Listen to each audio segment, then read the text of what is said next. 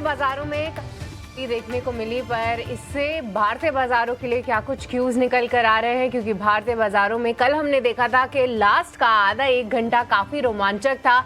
दोनों ही index day high पे जाकर क्लोज होते हुए दिखे, पर ऐसे में जिस तरीके का थोड़ा सा मूड जो है ग्लोबल बाजारों ने बिगाड़ा है, उसका असर निफ्टी पे किस तरीके से पड़ेगा और बैंक निफ्टी पे आपकी क्या होनी चाहिए आज की रणनीति, ये समझेंगे। साथ ही कौन से स्टॉक्स आपको रेडार पे रखने हैं, ये भी हमारे एक्सपर्ट से समझेंगे और आपको ये भी बताएंगे कि खबरों के लिहाज से और ब्रोकरेजेस के रेडार पे कौन से स्टॉक्स हैं। नमस्कार, आपका स्वागत है खरा सौदा में। मैं हूं सृष्टि शर्मा और मेरे साथ है मेरे सहयोगी अभिषेक। कुछ ही देर में डिम्पी भी हमारे साथ जुड़ेंगे। इन सभी पे विस्तार से बात जरूर करेंगे, पर आइए उससे पहले आपके सामने रख देते हैं वो 4 बड़े ट्रिगर्स जहां पे है बाजार की नजर। अगर हम बात करें ग्लोबल बाजारों की, तो वहां पे कल कमजोरी देखने को मिली। 600 अंकों से ज्यादा डाउ जोन्स गिरता हुआ नजर आया और उसी से संकेत लेते हुए फिलहाल जो एशिया के बाजार है वहां पर भी कमजोरी है और गिफ्ट निफ्टी भी 200 अंकों से ज्यादा की फिलहाल गिरावट दिखा रहा है। इसके अलावा आईटी शेयरों में गिरावट संभव है, क्योंकि कल जो है नैस्डैक में भी 3% की कमजोरी थी और कुछ टेक हेवी काउंटर्स और साथ ही सेमीकंडक्टर से जुड़ी जो कंपनीज थी एनवीडिया जैसे, वहां पर जो है एक भारी बिकवाली देखने को मिली। तो देखते हैं कि आईटी में आज क्या कुछ एक्शन रहता है। पर कच्चे तेल की जो चाल है वो भी हम ट्रैक कर रहे हैं, क्योंकि दिसंबर 2023 के स्तरों पे फिर से कच्चा तेल आता हुआ दिखा है। 2024 में जितनी भी थोड़ी बहुत उसने बढ़त दिखाई थी, वहां पे वो पूरी खाली होती हुई बढ़त उसको गवाते हुए ब्रेंट क्रूड $74 पर बैरल के भी नीचे जाता हुआ दिखा है। और ऐसे में टायर कंपनीज, एविएशन कंपनीज, इनके लिए पॉजिटिव जरूर है, पर साथ ही साथ ओएमसीज पर भी नजर रखिए। हम लगातार आपके लिए हाईलाइट कर रहे हैं कि बीपीसीएल, एचपीसीएल जैसे काउंटर्स में किस तरीके की चाल है, तो इनके मार्जिन सुधरेंगे और उसके चलते इन काउंटर्स पर भी रहेगा आज फोकस। पर कुछ डील्स के चलते जीआईसी आरई पर भी आप नजर जरूर रखिएगा, क्योंकि यहाँ पर ओएफएस के जरिए सरकार अपनी हिस्सेदारी बेचेगी और कुछ और भी काउंटर्स हैं जो कि आपके सामने हम जरूर लाएंगे। पर जीआईसी आरई खास तौर से आज फोकस में रहेगा।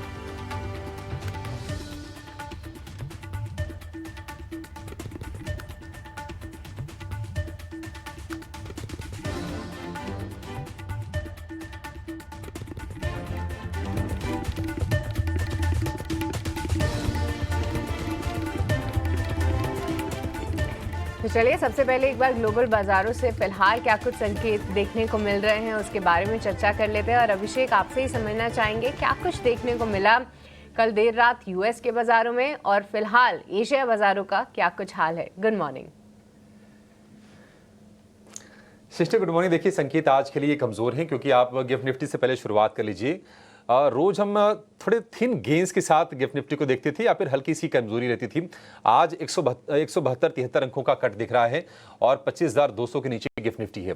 उसकी वजह यह है कि अमेरिकी बाजारों में कल भारी गिरावट आई है और भारी गिरावट के पीछे की वजह ये रही कि जो पीएमआई के आंकड़े आए हैं, यानी कि मैन्युफैक्चरिंग के जो आंकड़े आए हैं वो कमजोर आए हैं। 47.9 का अनुमान था, 47.2 पर आया है आईएसएम मैन्युफैक्चरिंग पीएमआई का आंकड़ा। 50 के नीचे का कोई भी अगर आंकड़ा होता है उसका मतलब होता है कॉन्ट्रैक्शन। तो अभी 50 के आसपास की भी उम्मीद नहीं थी, लेकिन जो उम्मीद थी उसके भी काफी नीचे का आंकड़ा है और ये चीज बाजारों को पसंद नहीं आ रही है। पिछले दिनों जो चर्चाएं थी कि क्या यूएस इकोनॉमी मंदी की गिरफ्त में जा सकती है, उन आशंकाओं को हम ये कह सकते हैं कि एक बार फिर से थोड़ा सा बल जरूर मिल गया है इन आंकड़ों के बाद। लेकिन वही है कि जिस तरह से डेटा आते हैं बाजार उस तरह से रिएक्ट करते हैं। अब ये डेटा कमजोर आए हैं तो बाजार ने वहां पर कमजोर रिएक्शन दिया है। डाउ जोन्स में 600 अंकों से ज्यादा की गिरावट देखी और गिरावट तो चलो जो थी, लेकिन बाजार दिन के निचले स्तर पर जाकर बंद हुए हैं। S&P 500 में करीब 2% की, और अगर हम नेस्डेक की बात करें तो वहां पर 3% से ज्यादा की गिरावट रही। उसकी वजह यह भी रही कि नेस्डेक में हमने S&P 500 या फिर डाउ जोन्स के मुकाबले तेजी थोड़ी ज्यादा देख ली थी रिकवरी में, उसके चलते ये गिरावट रही। 5 अगस्त के बाद ये तीनों इंडेक्स में भारी गिरावट हमने देखी है और एनवीडिया का शेयर करीब 9% कल टूट के बंद हुआ है। मार्केट कैप के लिहाज से ये सबसे बड़ी कंपनी है, चिप मेकर है, आप जानते ही हैं। तो आईटी, टेक्नोलॉजी, एनर्जी, सेमीकंडक्टर वाले जो भी स्टॉक्स हैं, ये सारे स्टॉक्स की कल तेज पिटाई हुई है। अगर हम अगस्त S&P PMI की बात करें तो ये 49.6 से घटकर 47.9 का आंकड़ा आया है और ये चीज बाजार को वहां पर डिस्टर्ब कर रही है। शुक्रवार को हालांकि बेरोजगारी दर के आंकड़ों पर नजर रहेगी, क्योंकि एक और इंटरेस्टिंग आंकड़ा होगा अमेरिकी बाजारों में जिस पर यूएस फेड की नजर रहेगी या फिर एज ए होल जो भी इकोनॉमिस्ट है, मार्केट पार्टिसिपेंट्स हैं, उनकी नजर रहेगी।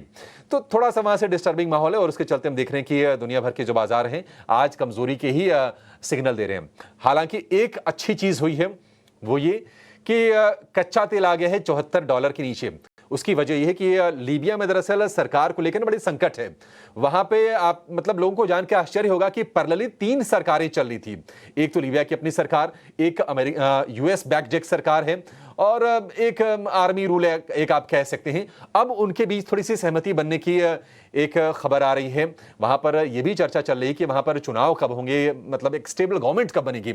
लेकिन ये जो क्रूड का जो प्रोडक्शन था ये हॉल्टेड था कुछ दिनों से इस संघर्ष के चलते, और अब खबरें आ रही कि सहमति बन जाएगी तो क्रूड का वहां से न सिर्फ प्रोडक्शन बढ़ेगा बल्कि एक्सपोर्ट भी बढ़ जाएगा। उसके चलते हमने देखा कि क्रूड में भारी गिरावट आई है और कच्चे तेल का जो भाव है वो आ गया है दिसंबर के बाद के सबसे निचले स्तर पर जाकर कारोबार कर रहा है। 4.5% की गिरावट, $74 के नीचे का भाव। हालांकि चाइना जो कि क्रूड का सबसे बड़ा इंपोर्टर है, वहां से लगातार डिमांड कमजोर है, वहां के इकोनॉमी के भी कमजोर आंकड़े आ रहे हैं, उसके चलते लगातार प्रेशर बना हुआ था। लेकिन ये हम जरूर कह सकते हैं कि कम से कम हमारे लिए, क्योंकि हम नेट इंपोर्टर है, काफी बड़ा हमारा पैसा जाता है क्रूड पर, एक पॉजिटिव रहा जरूर है इकोनॉमी के लिहाज से। लेकिन शायद अमेरिकी बाजारों में जो कमजोरी है और उसके बाद हम देख रहे हैं कि एशिया में जो गिरावट है उसके चलते आज गिरफ्त में भारतीय बाजार भी आएंगे, क्योंकि हांगकांग, कोरिया, जापान, ये तमाम बाजार आज गिरावट के साथ कारोबार करें। 1.5 से 3% के आसपास की गिरावट है। चीन के बाजार भी आज कमजोर हैं। तो ये है ग्लोबल बाजारों से संकेत। अब चलते हैं जरा एफआईएस की और डीआईएस के आंकड़ों पर, और एफआईएस डीआईएस के बाद हम बात करेंगे निफ्टी की और निफ्टी बैंक की चाल की। निफ्टी लगातार 4 सत्र से कैश में अच्छी बाइंग है एफआईएस की। 11,000 करोड़ रुपए के आसपास की एक स्ट्रेट बाइंग हो चुकी है। संकेत तो आ रहे हैं कि नहीं, एफआईएस की जो सेलिंग थी अब वो बाइंग में धीरे धीरे कन्वर्ट हो चुकी है। एफआईएस की लॉन्ग होल्डिंग के आंकड़े क्या कह रहे हैं और ऑप्शंस के डेटा कैसे हैं? देखिए, पहले ना मैं आपके क्वेश्चंस का जवाब दे देता हूँ जो अभी आप ग्लोबल मार्केट्स के अंदर पढ़ रहे थे। हर 10 दिन में कभी ना कभी आपको ऐसा फील करवाएगा ग्लोबल मार्केट्स की वो मंदी की गिरफ्त में है। कि आज से 10 दिन पहले ऐसा नहीं हुआ था? क्या 10 से 20 दिन पहले ऐसे यूएस मार्केट्स के अंदर ऐसे आंकड़े नहीं आए थे? देखिए, जो फ्यूरियस बुल रन जब किसी भी देश के अंदर चलता है, छोड़ दो इंडिया, क्रॉस इंडिया छोड़ दो, आप किसी भी देश के अंदर चलेगा तो वो एकदम से फिजल आउट नहीं होगा। उसके लिए मैक्रो इंडिकेटर्स का लगातार कई दिनों तक खराब होना बहुत ज़रूरी है, नहीं तो वंस इन अ वाइल वाला मामला होगा। और ये वंस इन अ वाइल वाला मामला सिर्फ आपको डिस्टर्ब कर सकता, आपको डिस्ट्रैक्ट नहीं कर सकता, आपको अपनी जगह से नहीं हटाएगा। तो ग्लोबल मार्केट्स में मेरे को इतने आंकड़ों के समझने की ज़रूरत भी नहीं होती कि ये आंकड़ा आएगा, वो आंकड़ा आएगा, इस आंकड़े से ये हो गया, उस आंकड़े से वो हो गया। मोटा मोटी मेरे को 3-4 चीज़ें समझ में आई है कि अच्छा ठीक है, 2-4 नंबर्स हैं जो उम्मीद से थोड़े कम आए हैं।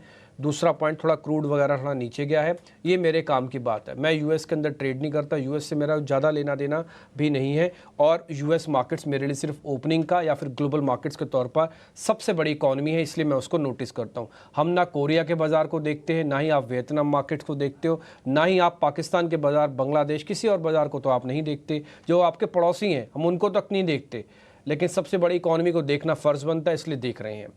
कुल मिला के बात से रही तो मेरे को यूएस मार्केट से जितनी भी आपने बताई, ना मैं उससे डरा हूँ, ना मैं उससे विचलित हुआ हूँ, ना ही मेरे को उसमें मंदी वंदी की कोई सिग्नल दिख रहे हैं दूर दूर तक। और जो दिखते भी हैं तो हमने एक बार आपको नोटिस भी करवाया था, वो बात होगी बात पूरी।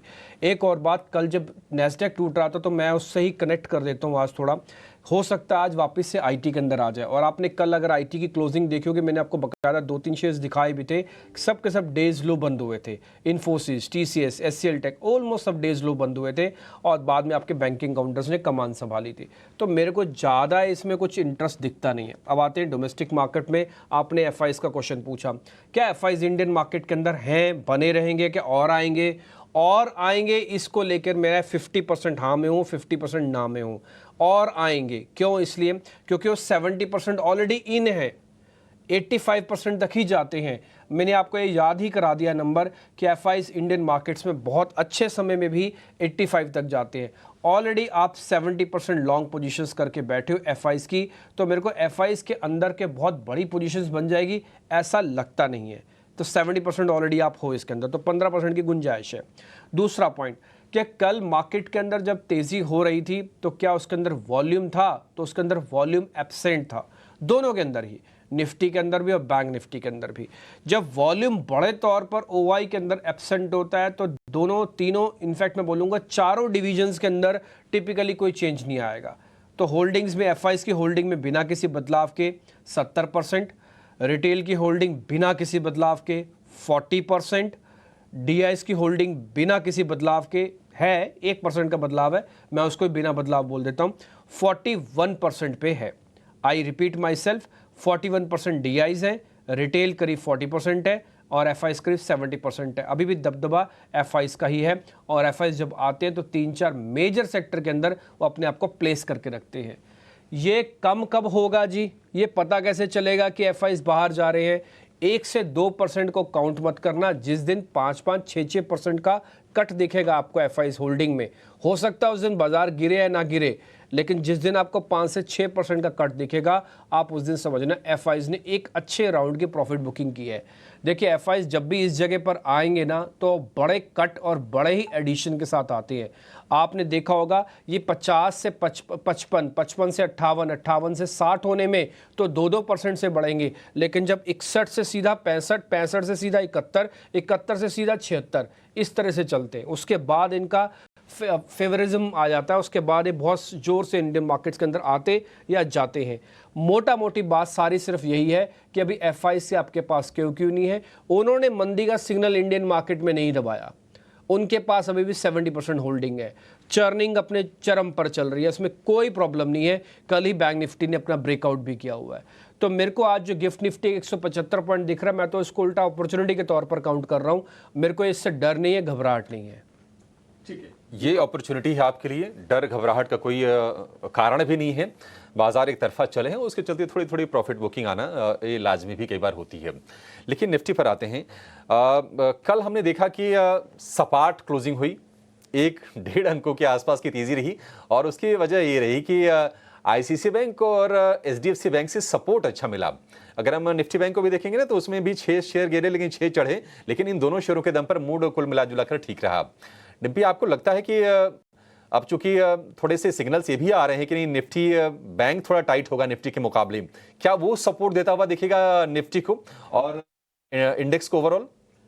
देखिए, दो चीज़ें हैं। पहला, एक दोनों निफ्टी और बैंक निफ्टी के अंदर जब भी आप ट्रेड करते हैं, क्योंकि ये हालांकि ट्रेडेबल इंडाइसेस और भी हैं, लेकिन हम बात सिर्फ निफ्टी और बैंक निफ्टी करते हैं क्योंकि 80% से ज़्यादा फंड्स इसी में घूमता है। अब फिन निफ्टी भी हो चुका है, उसके अंदर भी काफ़ी वॉल्यूम आता है, उसकी मंगलवार को डेरिवेटिव एक्सपायरी होती है, बट अगर आप उसको इग्नोर भी 1 मिनट के लिए कर दें तब भी ये निफ्टी और बैंक निफ्टी के अंदर ज़्यादा ट्रेड होता है।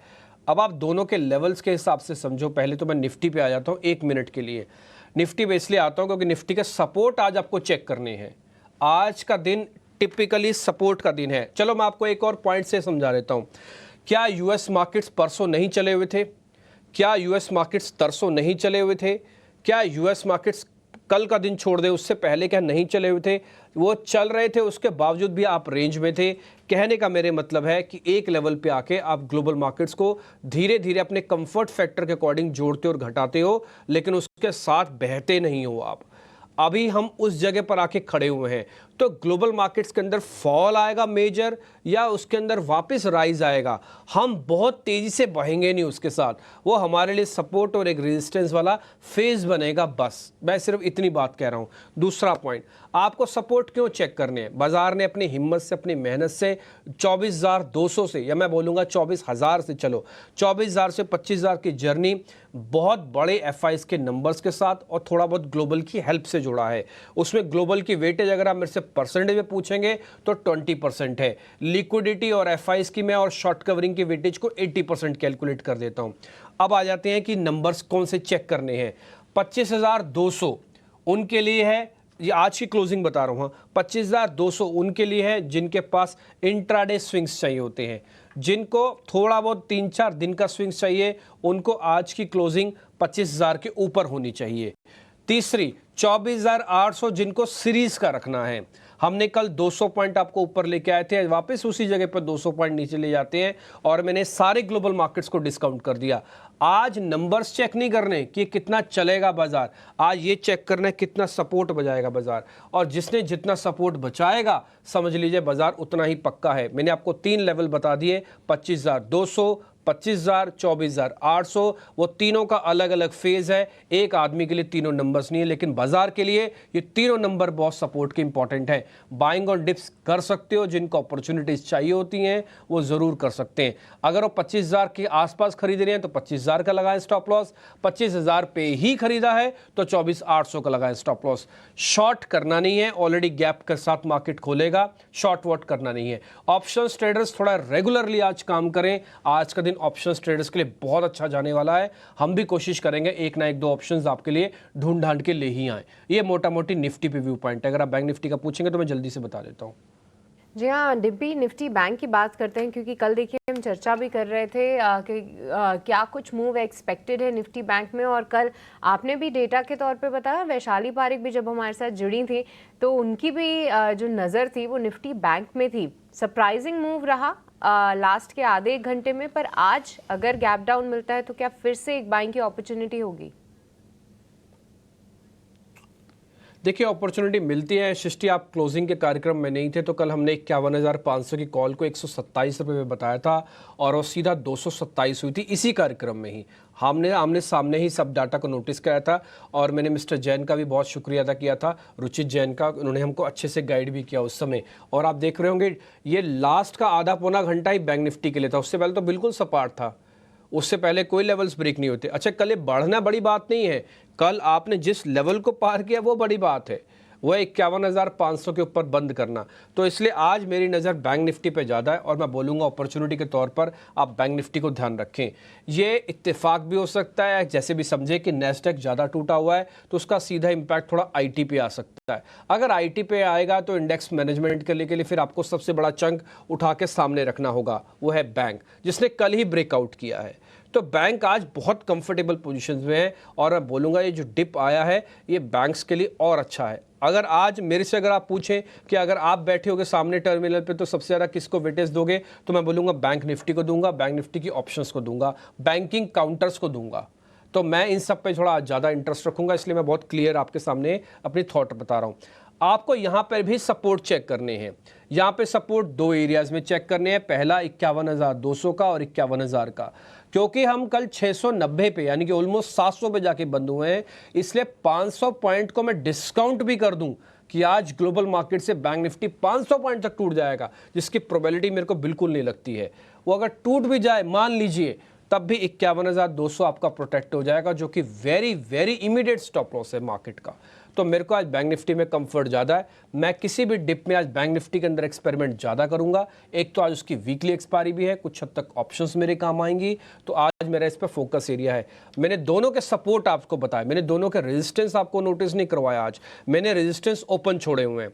अगर आज मार्केट अपने सपोर्ट्स को बचा लेता है रेजिस्टेंस की बात, मैं तो यार ड्यूरिंग द शो करूंगा या तो मैं कल करूंगा। आज मैं रेजिस्टेंस की बात ही नहीं बोलूंगा, आज तो सपोर्ट चेक करने का दिन है कि हम कितने ताकतवर है। आज हमारे पर एक प्रहार होगा, उस प्रहार को हम कितने अच्छे से झेल लेते हैं वो आपकी दिशा तय कर देगा। मेरे को आईटी पे बहुत ज़्यादा इंटरेस्ट अभी है नहीं, मेरे को लग रहा है कि शिफ्ट थोड़ा कल बैंक की तरफ हुआ है, इसलिए आज मैं बैंकिंग की वेटेज एक्सट्रीम करके चल रहा हूँ, ज़्यादा देख के चलूंगा।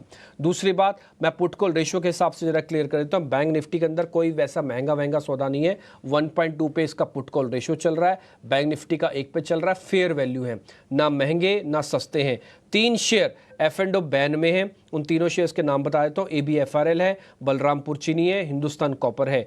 एक और चीज़ मेरे को जो मेरे डाटा में मैंने नोटिस की है, कल अगर आप देखेंगे तो इंडेक्स के अंदर, बैंक निफ्टी के अंदर और इंडेक्स ऑप्शंस के अंदर फिन निफ्टी के अंदर काम हुआ है। फिन निफ्टी की कल डेरिवेटिव एक्सपायरी थी, कल जो फिन निफ्टी के अंदर ऑप्शंस का काम हुआ है वो 36,000 करोड़ रुपए का हुआ है। ये मैं डाटा आपको अलग अलग करके दिखाता हूँ, आप देखेंगे निफ्टी फाइनेंस बाकायदा डेज हाई पे बंद हुआ है। तो ये क्लियर इंडिकेशन कर रहा है कि बैंकिंग एंड फाइनेंस तरफ थोड़ा सा कल का जो मूव आया है वो आज हमारे लिए एक सेवियर हो सकता है। 8:19 हो चुके हैं, मेहमानों को जोड़ने का समय भी हो गया है। सोनी पटनायक हमारे साथ जुड़ रही है कार्यक्रम में, शुरुआत में ही दिव्यांग शाह भी हमारे साथ कार्यक्रम में जुड़ रहे हैं। आप दोनों मेहमानों का बहुत बहुत शुक्रिया। सोनी, पहले तो आपका शुक्रिया, आपने आज समय निकाला। हमने जितनी भी बात अभी सामने रखी है इंडाइसिस के रिगार्डिंग, अगर आपका कोई व्यू पॉइंट अलग है तो वो हमको क्लियर कीजिए। अगर यही व्यू पॉइंट है तो जरा फैक्चुअली और क्लियर कर दीजिए, और साथ ही अपने शेयर्स भी बताइए। Good morning ma'am. Good morning everyone, और शो में शामिल करने के लिए शुक्रिया। देखिए, मुझे लगता है कि निफ्टी काफी ओवरबॉट जोन में है। टेक्निकली अगर हम देखेंगे, यहाँ पे एक सीरीज की शुरुआत से ही एक टारगेट बन रहा था कि 25,300 25,350 के आसपास एक बार टेस्ट कर सकता है, वो ऑलमोस्ट किया भी है।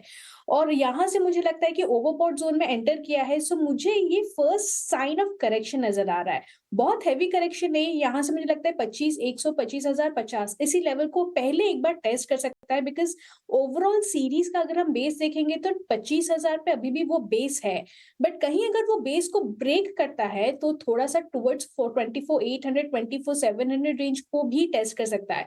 सो यहाँ से मुझे लगता है कि एक सेल ऑन राइज प्रेशर बना रहेगा। आज भी हम देख सकते हैं कि ग्लोबल मार्केट्स के थ्रू से वो एक रिलीफ पाने की कोशिश कर रहा है कि यहाँ से थोड़ा सा वो ओवरबॉट से कूल ऑफ हो जाए। सो मुझे लगता है यहाँ पे थोड़ा कॉशियस रहना बेटर रहेगा। तीनों इंडिसेस में अगर हम कंपेयर करेंगे पिछले 3-4 दिन से, तो सिर्फ एनबीएफसीज और फाइनेंशियल्स में ही वो क्लियर स्ट्रेंथ थे।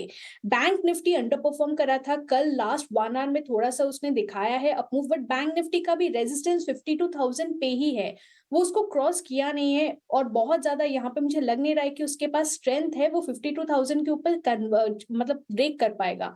सो कहीं ना कहीं 51,800 से 52,000 का रेजिस्टेंस बना रहेगा बैंक निफ्टी में। और यहाँ पे मुझे लगता है कि जब तक वो ब्रेक नहीं करता है, लॉन्ग्स नहीं जाना चाहिए, बैंक निफ्टी में अवॉइड करना चाहिए। सिमिलरली निफ्टी में भी थोड़ा सा कॉशियस रहिए यहाँ पे। इनफैक्ट हेज कीजिए पोजीशंस को ओवरऑल। अगर आप स्टॉक स्पेसिफिक इंडिसेस में प्ले करें तो इंडिसेस में आप यहाँ पे हेज कीजिए। सो यहाँ पे मैं bear put spread strategy hedging के तौर से रेकमेंड करना चाहूंगी निफ्टी में। आप 26 एक्सपायरी जो है सितंबर सीरीज की मंथली एक्सपायरी है, वहां पे आप निफ्टी में बेयर पुट स्प्रेड कीजिए। आप यहाँ पे 25,000 की पुट ऑप्शन खरीद सकते हैं 26 सितंबर एक्सपायरी की, करीबन 180-200 इसी रेंज में अगर आपको मिलता है आज गैप डाउन में, तो वहां पे बाई कीजिए। उसको सामने हेज करने के लिए आप 24,200 पुट ऑप्शन सेल कीजिए, करीबन 70-75 रुपीज में आप उसको सेल कर सकते हैं। यहाँ पे आपका टोटल प्रीमियम आउटफ्लो जो रहेगा वो 130-140 रुपए रहेगा। और यहाँ पे टारगेट जो आप प्लेस कर सकते हैं वो 300 to 350 पॉइंट्स नेट प्रीमियम के तौर से आप इसको टारगेट मान सकते हैं। यानी कि अगर निफ्टी ब्रेक करता है 25,000 का क्रूशियल बेस सितंबर सीरीज में, सो कहीं ना कहीं आपको वो 24,800 24,700 भी एक बार टेस्ट करवा सकता है। सो पोजीशन हेज करते चलिए, बेयर पुट स्प्रेड यहाँ पे कीजिए। और स्टॉक स्पेसिफिक अगर हम आज देखेंगे 1-2 दिन के लिए, मुझे लॉन्ग्स जहाँ पे नजर आ रहा है वो है फाइनेंशियल्स में, जैसे कि कहा है कि काफी स्ट्रॉन्ग मूवमेंट अभी भी है। सो यहाँ पे LIC हाउसिंग फाइनेंस पे मुझे एक बाई लग रहा है। कल हम देखे हैं कि एक 680 के अच्छे सपोर्ट के साथ होल्ड करते हुए 20 EMA हर्डल को क्रॉस किया है, उसके ऊपर क्लोज भी किया है। सो LIC हाउसिंग फाइनेंस यहाँ पे आप बाई कर सकते हैं। हल्का सा अगर आपको डिक्लाइन नजर आता है 685 690 रेंज तक भी अगर आपको नजर आता है, आप वहां तक भी बाय कर सकते हैं। 675 यहाँ पे स्टॉप लॉस मेंटेन कीजिए, और आपका लक्ष्य रहेगा 720 से 730 के रेंज में। साइमल्टेनियसली अगर किसी को ऑप्शंस में पार्टिसिपेट करना है, डायरेक्ट यहाँ पे स्टॉक में नहीं करना है, तो वहां पे एक अपॉर्चुनिटी है। सितंबर सीरीज की 720 वाली कॉल ऑप्शन आप खरीद सकते हैं, 11 रुपए के करीब आप बाय कर सकते हैं, 6 रुपए का स्टॉप लॉस लगा के। 18 और 24 का वहां पे आप टारगेट ले सकते हैं। सो यहाँ पे आपका निफ्टी में भी कॉल हो गया, स्टॉक स्पेसिफिक भी हो गया, और एक ऑप्शंस में भी अगर किसको पार्टिसिपेट करना है तो वहां भी कॉल ऑप्शन है। ठीक है, सोनी की तरफ से LIC हाउसिंग खरीदने की आपके लिए सलाह है। 720 रुपए का टारगेट और 675 रुपए का स्टॉप लॉस हो गया। और इंडेक्स पर भी रणनीति सोनी ने बताई है, आपको बेयर पुट स्ट्रेटजी बनाने की सलाह है हेजिंग के पर्पज से। बाजार में थोड़ा सा कॉशियस रहने की सलाह दे रही हैं। और निफ्टी बैंक को लेकर उनका मानना है कि 51,800 से 52,000 वाली जब रेंज पार करेगा उसके बाद ही जाके कोई आपको अब इसमें तेजी करने की सलाह है। 25,000 वाली पुट खरीदनी है 200 के भाव पर, 24,200 की पुट बेचनी है 75 के भाव पर। कुल प्रीमियम आपका 130 का होगा और लक्ष्य आपको लगा के चलना है 300 का। ये स्ट्रेटजी है 26 सितंबर वाले ऑप्शंस में।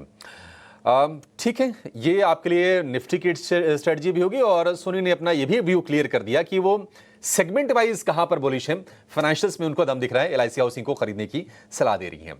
देवांग जी आपके पास आएंगे। Good morning. बताइए आपके शेयर्स कौन से होंगे आज के?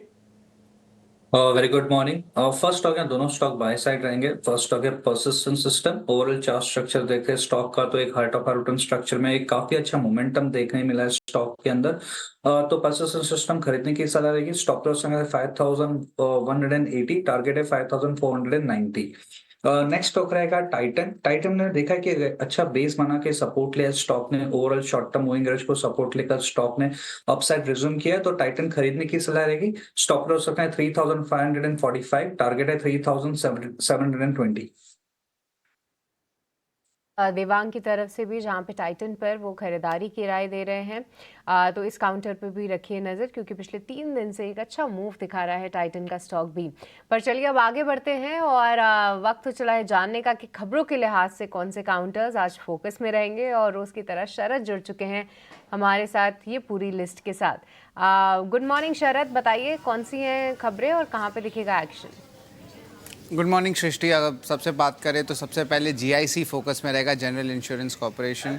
यहाँ पे कंपनी जो है अपनी पहली बार जो है OFS कर रही है। यहाँ पे लगभग 7% तक की स्टेक की बिकवाली हो सकती है, जिसका कुल वैल्यू लगभग 4,700 करोड़ का है। गवर्नमेंट के जो करंटली स्टेक अगर बात करें तो लगभग 86% है।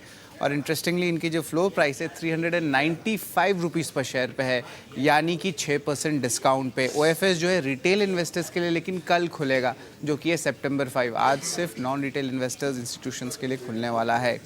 दूसरा ग्रुप ऑफ स्टॉक्स की बात करें तो OMCs, पेंट्स, एविएशन, इन सारे स्टॉक्स पे फोकस रखिएगा, क्योंकि ब्रेंट क्रूड जो है ऑलमोस्ट $75 प्रति बैरल के नीचे आ चुका है। और 2 अहम कारण हैं। सबसे पहला है ऑफकोर्स OPEC जो है अपनी प्रोडक्शन बढ़ाने वाली है आने वाले हफ्तों में, और चाइना में जो सॉफ्टवेयर डिमांड और मैन्युफैक्चरिंग डेटा आ रही है उसके कारण जो है आपके जो ऑयल प्राइसेस है उसमें गिरावट देखने मिल रही है। आपका तीसरा स्टॉक रहने वाला AU स्मॉल फाइनेंस बैंक।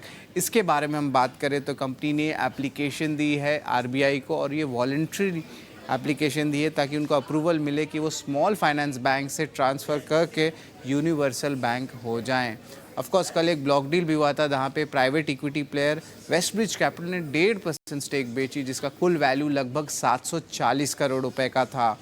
अब बात करेंगे हम कुछ IT स्टॉक्स और सेमीकंडक्टर स्टॉक्स जो आज फोकस में रहेंगे। TCS, इन्फोसिस, विप्रो। यहाँ पे जो है कल जो है US मार्केट्स में देखा गया कि जो एक PMI डेटा आया था वो एक्सपेक्टेशंस के कम आया था, और ओवरऑल निविडिया जैसी कंपनी में $280 बिलियन साफ हो गए थे मार्केट कैप के हिसाब से। अगर उसको पर्सपेक्टिव में डालें तो रिलायंस का जो मार्केट कैप है उससे जो है ऑलमोस्ट सेम लेवल्स पे है। नास्डैक भी 3% क्रैक किया, तो IT स्टॉक्स में जो है आज थोड़ी सेलिंग प्रेशर आ सकती है। टोरेंट पावर की बात करूं तो इन्होंने MOU साइन किया है महाराष्ट्र गवर्नमेंट के साथ। 5,600 मेगावाट का ये एनर्जी के शेयरिंग एग्रीमेंट है, और इसके अलावा वाटर रिसोर्सेज के साथ भी जो है इन्होंने करार किया है। आखिरी स्टॉक जो हमारे फोकस में रहना चाहिए वो है हैवेल्स।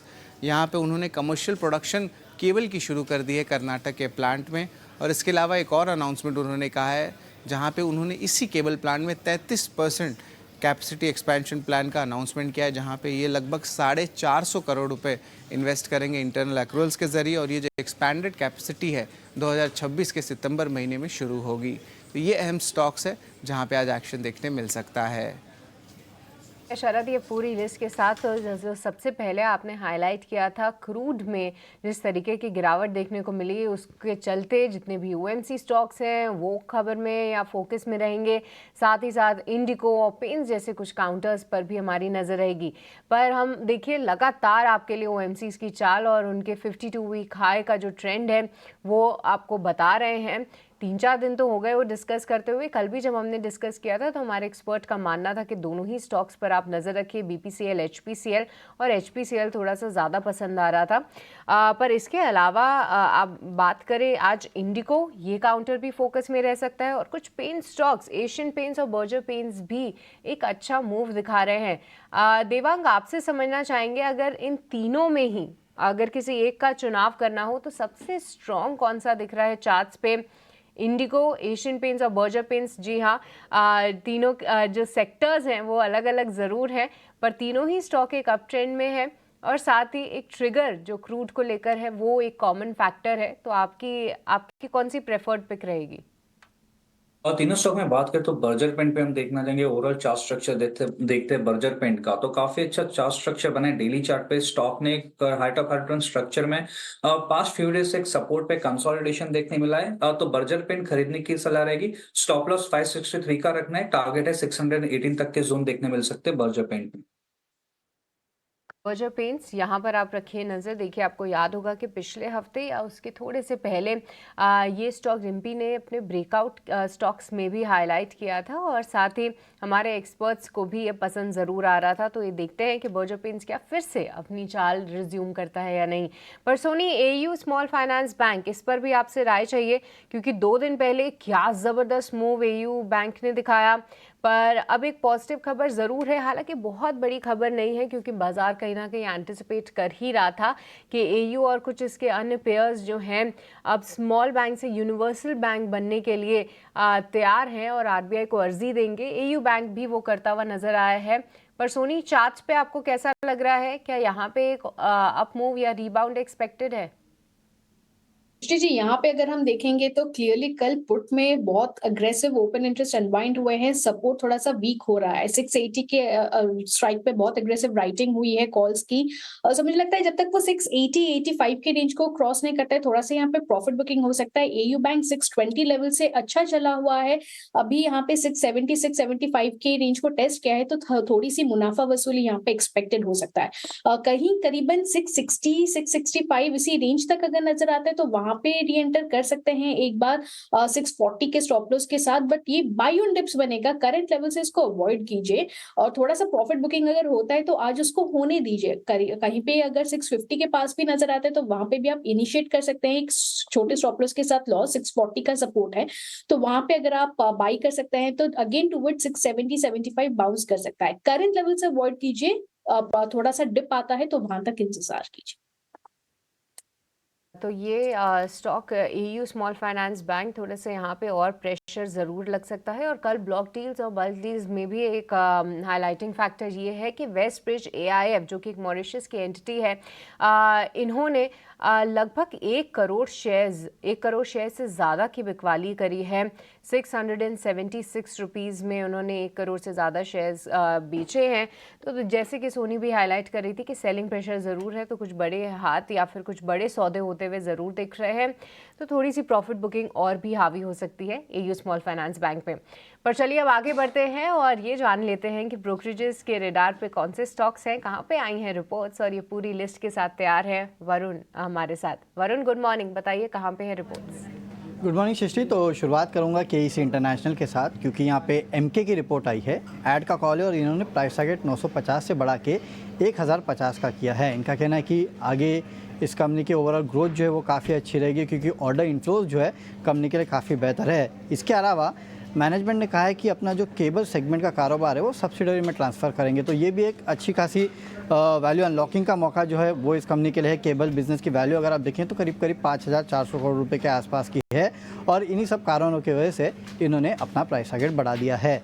GSPL पे मॉर्गन स्टैनली की रिपोर्ट है, इन्होंने भी अपग्रेड किया है। अंडरवेट से इक्वल वेट का कॉल है, प्राइस टारगेट 298 से बढ़ा के 452 का किया है। सबसे पहले तो इन्होंने जो होल्डिंग कंपनी का डिस्काउंट इस कंपनी को मिलता था वो यहाँ पे निकाल दिया है, और कहा है यहाँ पे अच्छी खासी तेज़ी जो इस कंपनी में आपको देखने मिल सकती है। जो रिस्ट्रक्चरिंग हो रही है अगस्त 2025 तक ख़त्म होगी, और तब तक आपको शायद इस काउंटर में अच्छी तेज़ी देखने मिलेगी। केमिकल्स पे भी मॉर्गन स्टैनली की रिपोर्ट है। यहाँ पे दीपक नाइट्रेट का इन्होंने प्राइस टारगेट बढ़ाया है 2957 से बढ़ा के 295। PI इंडस्ट्रीज़ 3350 से बढ़ा के 4300, अपग्रेड भी किया है इसको अंडरवेट से इक्वल वेट, और आरती इंडस्ट्रीज़ को डाउनग्रेड किया है इक्वल वेट से अंडरवेट, प्राइस टारगेट काटा है 613 से काट के 568 का किया है। बेसिकली इनका कहना है कि डिमांड तो अच्छी है लेकिन कहीं ना कहीं प्राइसिंग प्रेशर जो है वो थोड़े बहुत इस सेगमेंट में देखने मिल रहे हैं, तो वो दिक्कत है। बजाज फाइनेंस मैक्वेरी की रिपोर्ट है और यहाँ पे अंडर परफॉर्मर का कॉल है, लेकिन प्राइस टारगेट 6300 का है। बेसिकली बजाज हाउसिंग फाइनेंस का जो आईपीओ आ रहा है उसके ऊपर इन्होंने रिपोर्ट निकाली। इनका कहना है कि FY26 का प्राइस टू बुक वैल्यू करीब 2.6 टाइम्स के आसपास है, और इसके चलते ये आईपीओ जो है थोड़ा बहुत रीजनेबल है। आरओएस जो है थोड़े बहुत गिर सकते हैं क्योंकि फ्रेश इशू है, जाहिर सी बात है इसका इम्पैक्ट आपको देखने मिलेगा। लेकिन अगर लिस्टिंग अच्छी होती है तो यहाँ पे बजाज फाइनेंस में भी करीब 5% के आसपास के अपसाइड अगर आपको देखने मिल सकते हैं, अगर बजाज हाउसिंग फाइनेंस की 50% के आसपास के प्रीमियम पे लिस्टिंग होती है तो।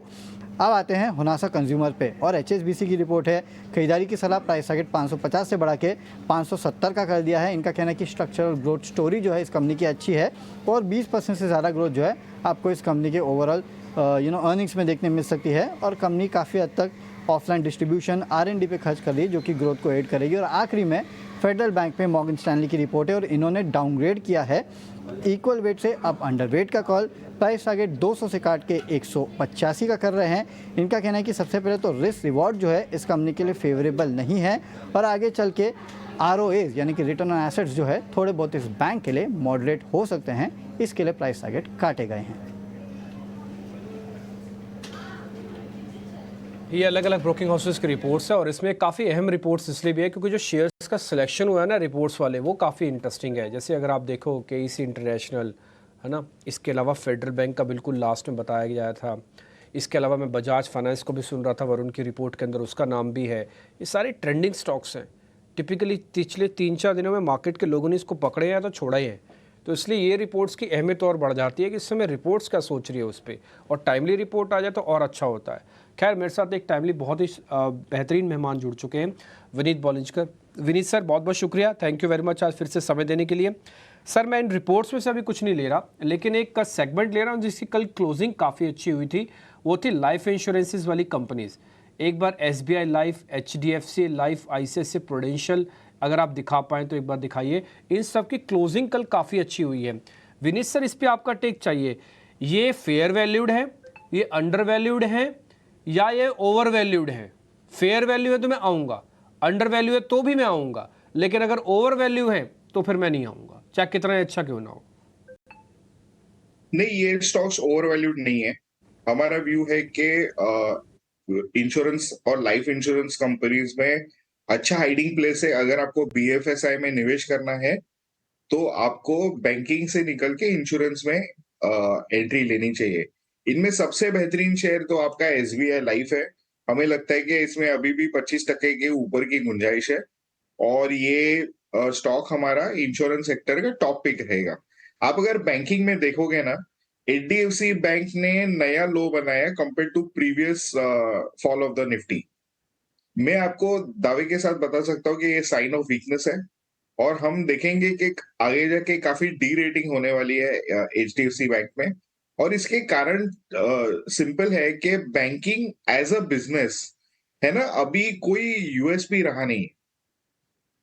सबके प्रोडक्ट्स कमोडिटाइज हो गया है, और तो सबके प्रॉब्लम सेम होने वाले हैं, और HDFC बैंक के प्रॉब्लम थोड़े ज्यादा बढ़ेंगे।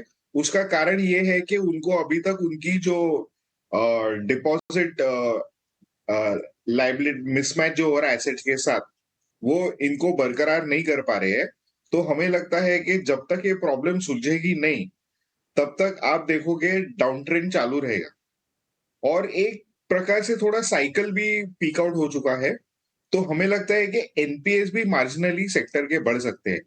इसके चलते हमें लगता है कि आपका जो इंश्योरेंस सेक्टर है बहुत बेहतरीन सेक्टर है। अगर फाइनेंशियलाइजेशन की थीम की बात करेंगे, CDSL, केफिन वगैरह, उसमें केफिन भी अच्छा लगता है हमें। तो SBI लाइफ, केफिन, ये 2 स्टॉक्स है जिनमें हम रेकमेंड करेंगे आपको लेने के लिए। ये आपके काफ़ी इंटरेस्टिंग रिसर्च आप बता रहे हो कि देखो, एक ही सेगमेंट की 2 कंपनियां हैं, बैंक है, बैंक की प्रॉब्लम आएगी, मान लो एचडीएफसी बैंक में आप कह रहे हो एनपीएस बढ़ सकते हैं, उनको कासा डिपॉजिट से तो जूझ ही रहे हैं, इसमें कोई दो राय नहीं है, वो तो खुल्लम खुल्ला बैंक खुद बता रहे हैं कि हम जूझ रहे हैं। लेकिन आप सर ये बता रहे हो कि अगर इनकी प्रॉब्लम्स बढ़ेगी तो इसी सेगमेंट की, इसी ग्रुप की दूसरी कंपनी है एचडीएफसी लाइफ, वो ज़्यादा ठीक है।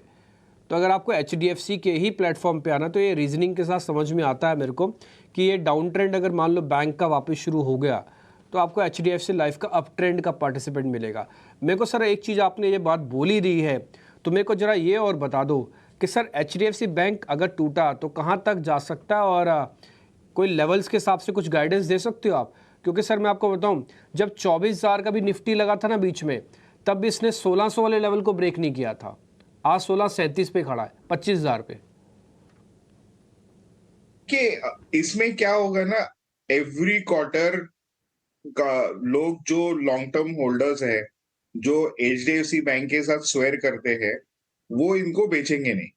तो इनको है ना एवरेजिंग करेंगे, बोलेंगे कि अच्छा शेयर है, सस्ते दाम में मिल रहा है, तो उसका एक्यूमुलेशन होती रहेगी।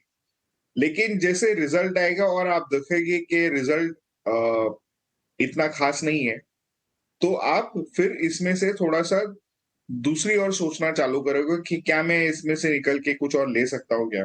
क्योंकि लोगों का जो लव है ना एचडीएफसी बैंक से, और आकर्षण और अट्रैक्शन जो है, वो बहुत ही ज्यादा है। तो ये एचडीएफसी जैसे काउंटर है ना, बहुत जल्दी टूटते नहीं है।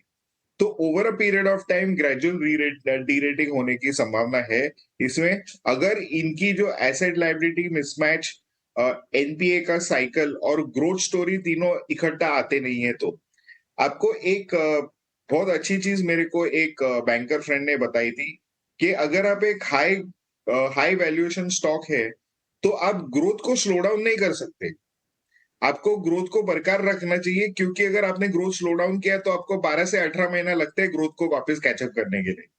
और हाल ही में एचडीएफसी बैंक ने बोला था कि हम को थोड़ा ग्रोथ स्लो डाउन करना पड़ेगा। तो अगर ये होता है तो आप समझोगे कि और थोड़ा आगे होराइजन में चला जाएगा एचडीएफसी बैंक का रिकवरी। डन सब, कोई बात नहीं। अभी अब थोड़ी देर पहले वरुण हमारे सहयोगी जो हैं आपको रिपोर्ट्स बता के गए, उसमें से मैंने 2 रिपोर्ट्स चेक करी, लेकिन मेरे को उसमें ज़रा इंटरेस्ट नहीं आया क्योंकि उन्होंने जो दाम बढ़ाए भी है ना वो कुछ बहुत ज़्यादा नहीं है। एक बार दिखाना जरा एचएसबीसी की रिपोर्ट होनासा कंज्यूमर्स को लेकर जो आई है, उन्होंने टारगेट को बढ़ाया 550 से 570, 20 रुपये, ठीक। एक दूसरी रिपोर्ट है फेडरल बैंक को लेकर मॉर्गन स्टैनली की, उन्होंने टारगेट घटाया है 200 से 185, 15 रुपये का। तो होनासा 20 रुपये बढ़ाया, फेडरल बैंक 15 रुपये घटाया। तो इसमें मेरा कुछ ज़्यादा इंटरेस्ट जाग नहीं रहा, ठीक है। जो पहले के टारगेट मैं उसी से कंपेयर करके बता रहा हूँ। एक और दिखाता हूँ, एमके की रिपोर्ट है केईसी इंटरनेशनल पे, उन्होंने टारगेट 950 से कहते हैं जी हमने ऐड का टारगेट डाला, मेंटेन ऐड हाइक किया हमने टारगेट को 1050। तो आप नीचे देख रहे हो 1050, भाई 928 पे शेयर है, 950 से 1050 का आपने किया है। तो जितनी भी रिपोर्ट्स मैं चेक कर रहा हूँ सभी रिपोर्ट्स में कुछ बहुत ज़्यादा इंटरेस्ट नहीं दिख रहा मेरे को। एक रिपोर्ट है जो मेरे को थोड़ी बड़ी लगी और थोड़ी कायदे की लग रही है, इनफैक्ट 2 है वो। पहले मैं मॉर्गन स्टैनली की रिपोर्ट दिखा सकता हूँ, वो है GSPL वाली। इसमें इन्होंने कहा कि हम इसको अपग्रेड कर रहे हैं इक्वल वेट, पहले बात तो अंडर वेट से इक्वल वेट कर देते हैं, और टारगेट को रेस कर रहे हैं 298 से 452, 452, ऑलमोस्ट डबल। लेकिन प्रॉब्लम क्या है, इन्होंने तो रेट कर दिया लेकिन वो भाव तो ऑलरेडी सिस्टम में ही है, तो क्या फिर और पैसा चलेगा? तो इसको भी छोड़ना पड़ेगा। चलो एक और केमिकल्स की रिपोर्ट भी आई है, मैं उसमें से एक शेयर पकड़ के दिखाता हूँ आपको, वो है PI इंडस्ट्रीज़, ठीक है। एक बार ज़रा दिखाना, मैं थोड़ा क्रूड के हिसाब से पूछ रहा हूँ। ये कह रहे हैं इसको भी हम इक्वल वेट कर रहे हैं अंडर वेट से, और हमारा टारगेट है 3350 से 4300। एक बार ज़रा PI इंडस्ट्रीज़ का भाव 4500 के ऊपर है। तो जो भी रिपोर्ट्स आई हैं अमूमन सभी रिपोर्ट्स के या तो प्राइस ऊपर हैं या तो उनमें जो भी चेंजेस हुए इतने छोटे हैं कि इन रिपोर्ट्स के अंदर कुछ ज़्यादा समझ में आज थोड़ा कम आ रहा है। मैं वरुण को जब सुन रहा था ना उस समय सारी रिपोर्ट्स को बैक टू बैक चेक भी कर रहा था, तो मेरे को आज रिपोर्ट्स में कुछ ज़रा इंटरेस्ट दिख नहीं रहा। चलिए ठीक है, कोई बात नहीं, अगर कुछ होगा तो फिर चेक करवा लेंगे, कुछ मोमेंटो आएगा तो। कल के सुपरस्टार शेयर्स एक बार मैं ज़रा चेक कराता हूँ। गोदरेज इंडस्ट्रीज़ एक बार ज़रा स्क्रीन पे लेके आना, कल बढ़िया मूव आया है। देवांग भाई एक बार ज़रा इसको चेक कीजिए तो, गोदरेज इंडस्ट्रीज़ गोदरेज इंडस्ट्रीज की बात करें, डेफिनेटली स्टॉक्स काफी एक अच्छा मोमेंटम कल देखने मिला विद वॉल्यूम। यहाँ पे न्यू पर खरीदने की सलाह नहीं रहेगी बिकॉज रिस्क रिवॉर्ड फेवरेबल नहीं है, बट अगर जिनके पास है वो होल्ड कर सकते हैं। 1170 का एक स्टॉप लॉस रखे स्टॉक के अंदर, अराउंड 1260 तक के जोन देखने मिल सकते हैं गोदरेज इंडस्ट्रीज में। जरा सीट चेक कीजिए, इस हफ्ते की शुरुआत सीट ने अच्छी की है और सोमवार को मंगलवार को तेजी हम देख चुके हैं सीट के शेयर में, और आज हम देख रहे हैं कि क्रूड का एक पॉजिटिव इनके लिए ट्रिगर भी है। ब्रेंट क्रूड का भाव $74 के नीचे आ गया है क्योंकि सप्लाई बढ़ने की उम्मीद है लीबिया से। सीट, क्या आपको लगता है कि ये तेजी यहां से और बरकरार रहेगी? क्या आप फ्रेश लॉन्ग कर सकते हैं या फिर विद इन टायर स्पेस में आपको कोई दूसरा शेयर अच्छा लग रहा है? मुझे यहाँ पे लगता है अभिषेक जी की 2760 का एक अच्छा सपोर्ट है, 20 ईएमए के ऊपर अभी कंटिन्यू कर रहा है, बट रेजिस्टेंस है 2900 के अराउंड, क्लियर रेजिस्टेंस है स्टॉक में। सो अगर वो क्रॉस करता है 2910 तो ही जाके उसके ऊपर एक लॉन्ग्स बनने की चांस लग रहा है टुवर्ड्स 2950 2960। सो यहाँ पे थोड़ा सा वेट एंड वॉच कीजिए, रेजिस्टेंस को क्रॉस करने दीजिए। टायर स्पेस में कल हमने देखा है अपोलो टायर में भी एक अच्छा क्लोज दिया है, 500 के ऊपर आके क्लोज दिया है। सो आज ओपनिंग में अगर वो 505 के लेवल को क्रॉस कर पाता है तो एक हल्के से टुवर्ड्स 510 512 के रेंज में इंट्राडे बेसिस पे नजर आ सकता है, 500 का ही अच्छा सपोर्ट है। तो आई थिंक ये दो स्टॉक्स में यहाँ पे ध्यान रख सकते हैं। अपोलो टायर में आप ध्यान रख के चल सकते हैं। अच्छा, हम सीट की हमने बात की थी, सीट के उलट अगर देखें, सोनी आप ही राय दीजिएगा। ओएनजीसी ये हफ्ते की शुरुआत कमजोर हुई है और इसके लिए भी क्रूड का ट्रिगर कहीं ना कहीं है, क्योंकि अगर कच्चे तेल के दाम घटते हैं तो ओएनजीसी के लिए थोड़ा सा नेगेटिव होता है। कि 321 रुपए के आसपास ये शेयर आ गया है, हमने 345 रुपए के आसपास के भाव देखे, चला बहुत था ओएनजीसी का शेयर। क्या करें ओएनजीसी में? फ्रेश शॉर्टिंग करनी है इसमें? नहीं, ओएनजीसी में कल उसने 10 और 20 ईएमए को ब्रेक करते हुए एक क्लोज दिया है।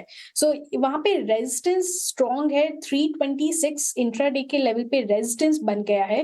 मुझे लगता है डाउन साइड में कहीं जाके वो 315 और 312 के रेंज को एक बार टेस्ट कर सकता है, थोड़ा सा यहाँ पे अवॉइड करना बेटर है। नेगेटिव डाइवर्जेंस भी आ गया है टेक्निकल चार्ट्स पे, सो यहाँ पे इसको अवॉइड करना बेटर है। 326 रेजिस्टेंस है, कहीं पे ये वो जाके 315 312 के रेंज को डाउन साइड में टेस्ट कर सकता है। ठीक है, 315 312 रुपए तक ओएनजीसी का शेयर आ सकता है। Torrent power, Vineet sir good morning. इन्होंने महाराष्ट्र सरकार के साथ एक एमयू साइन किया है और दरअसल जो प्रोजेक्ट की साइज है वो मुझे ठीक लग रही है। 5600 मेगावाट के प्रोजेक्ट के लिए ये करार किया गया है टोरेंट पावर की ओर से। हालांकि हमने कल शेयर को देखा कमजोर होते हुए, 3% के आसपास की कमजोरी रही। टोरेंट पावर आपको कैसा लगता है सर, और कंपनी में कितनी स्ट्रेंथ आपको दिखती है? देखिए, हमें लगता है कि ये लेवल्स पे ना टोरेंट पावर थोड़ा फैली वैल्यूड है, तो ये सेल ऑन न्यूज वाले आइटम हो जाएगी, थोड़ा मार्केट यहाँ से नीचे आ सकता है। ठीक है, तो चलिए टोरेंट पावर पे ये रहा है, पर आज सभी डिफेंस काउंटर्स हो सकता है फिर से आज फोकस में रहे, क्योंकि कल देखिए जो अच्छे कॉन्ट्रैक्ट्स और अच्छे डील्स की उम्मीद थी उसको लेकर कई सारे काउंटर्स में ऑलरेडी काफ़ी एक्साइटमेंट था। आप जीआरएससी ले लीजिए, मज़गांव डॉक शिप बिल्डर्स, साथ ही एचएएल जैसे काउंटर्स में भी अच्छी तेज़ी थी। हालांकि ऊपरी स्तरों से थोड़ा करेक्ट ज़रूर हुए थे, पर कल डिफेंस काउंसिल ने जो है 1.4 लाख करोड़ के जो ऑर्डर्स और डील्स हैं उनको अर्जी दे दी है, और जो भी जितनी भी ऑर्डर्स हैं उनमें मेजॉरिटी फोकस घरेलू उत्पादन पर ही है। विनीत जी, एक बार आपसे समझना चाहेंगे कि ऐसे में कोई स्टॉक जिस पे आपकी पैनी नज़र हो, और ख़ास तौर से एचएएल पे एक बार फिर से मैं आपका व्यू रिविजिट करना चाहूँगी, क्योंकि लास्ट टाइम मुझे याद है कि आपका कहना था कि एक बड़े ऑर्डर विन की उम्मीद ज़रूर है और ये स्टॉक पर भी आप नज़र रख सकते हैं। तो उससे जुड़ा कोई अपडेट है या व्यू है तो वो भी बताइए। पे हमारा व्यू पहले थोड़ा नेगेटिव था, तभी प्राइस 54-5500 थी, अभी वो 20% गिर के अभी 4832 पे आई है। हमारा ऐसा मानना है कि ये जो डील साइन हुए सोसा एक्ट के अंदर, तो उससे उम्मीद है कि सारे इंजन जो इंडिया को मिल रहे हैं यूएस से, वो टाइमली सप्लाई हो जाएगा, उससे आपकी एक्सपेक्टेशन बढ़ जाती है। ये जो ऑर्डर्स आएगी, आपकी ऑर्डर बुक भी बढ़ेगी। लेकिन आपका जो डिलीवरी टाइमलाइन है ना और जो स्केड्यूल है वो नियर टर्म में थोड़ा कम रहने वाला है compare to the kind of valuations जो ये स्टॉक्स में हुए हैं। तो हमारा मानना है कि इसमें एक टाइम करेक्शन या थोड़ा सा और फॉल आ सकता है जब भी गुड न्यूज आएगी मार्केट। HAL पे आप रखिए नज़र पर। विनीत जी, कोई स्टॉक जो कि आपको इन लेवल्स पे पसंद आ रहा हो या फिर अभी वैल्यूएशंस जो है इतने सपोर्टिव नहीं है? वैल्यूएशंस डिमांडिंग है, लेकिन हम आपको एक स्टॉक बताएंगे, हिमाचल फ्यूचरिस्टिक। इन्होंने काफी अच्छा पोर्टफोलियो बनाया है डिफेंस में और इनको अभी ना ऑर्डर फ्लोज आएंगे आने वाले सालों में। तो हमें लगता है कि ये काउंटर एक उभरता डिफेंस सितारा हो सकता है अलोंग विद टेलीकॉम। तो अगर आपको टेलीकॉम प्ले करना है तो हमें लगता है कि ये that stock would be better company to play. दूसरा जेंसार भी, जेन टेक्नोलॉजीज भी हमें अच्छा लगता है। जेन टेक्नोलॉजीज की वैल्यूएशंस इतने हमारे कैलकुलेशंस के हिसाब से काफी मुनासिर है इन्वेस्टमेंट करने के लिए। तो आप ये 2 काउंटर है ना, इनमें आप फोकस रखिए। दोनों काउंटर्स में कंज्यूमेबल्स है, ज्यादा करके बल्क नई मशीनरी नहीं ऐड करे। आपको जो रेगुलरली यूज होने वाले प्रोडक्ट्स है वो आते हैं और इनकी जो डिमांड रहेगी वो स्पाइरलिंग होने वाली है।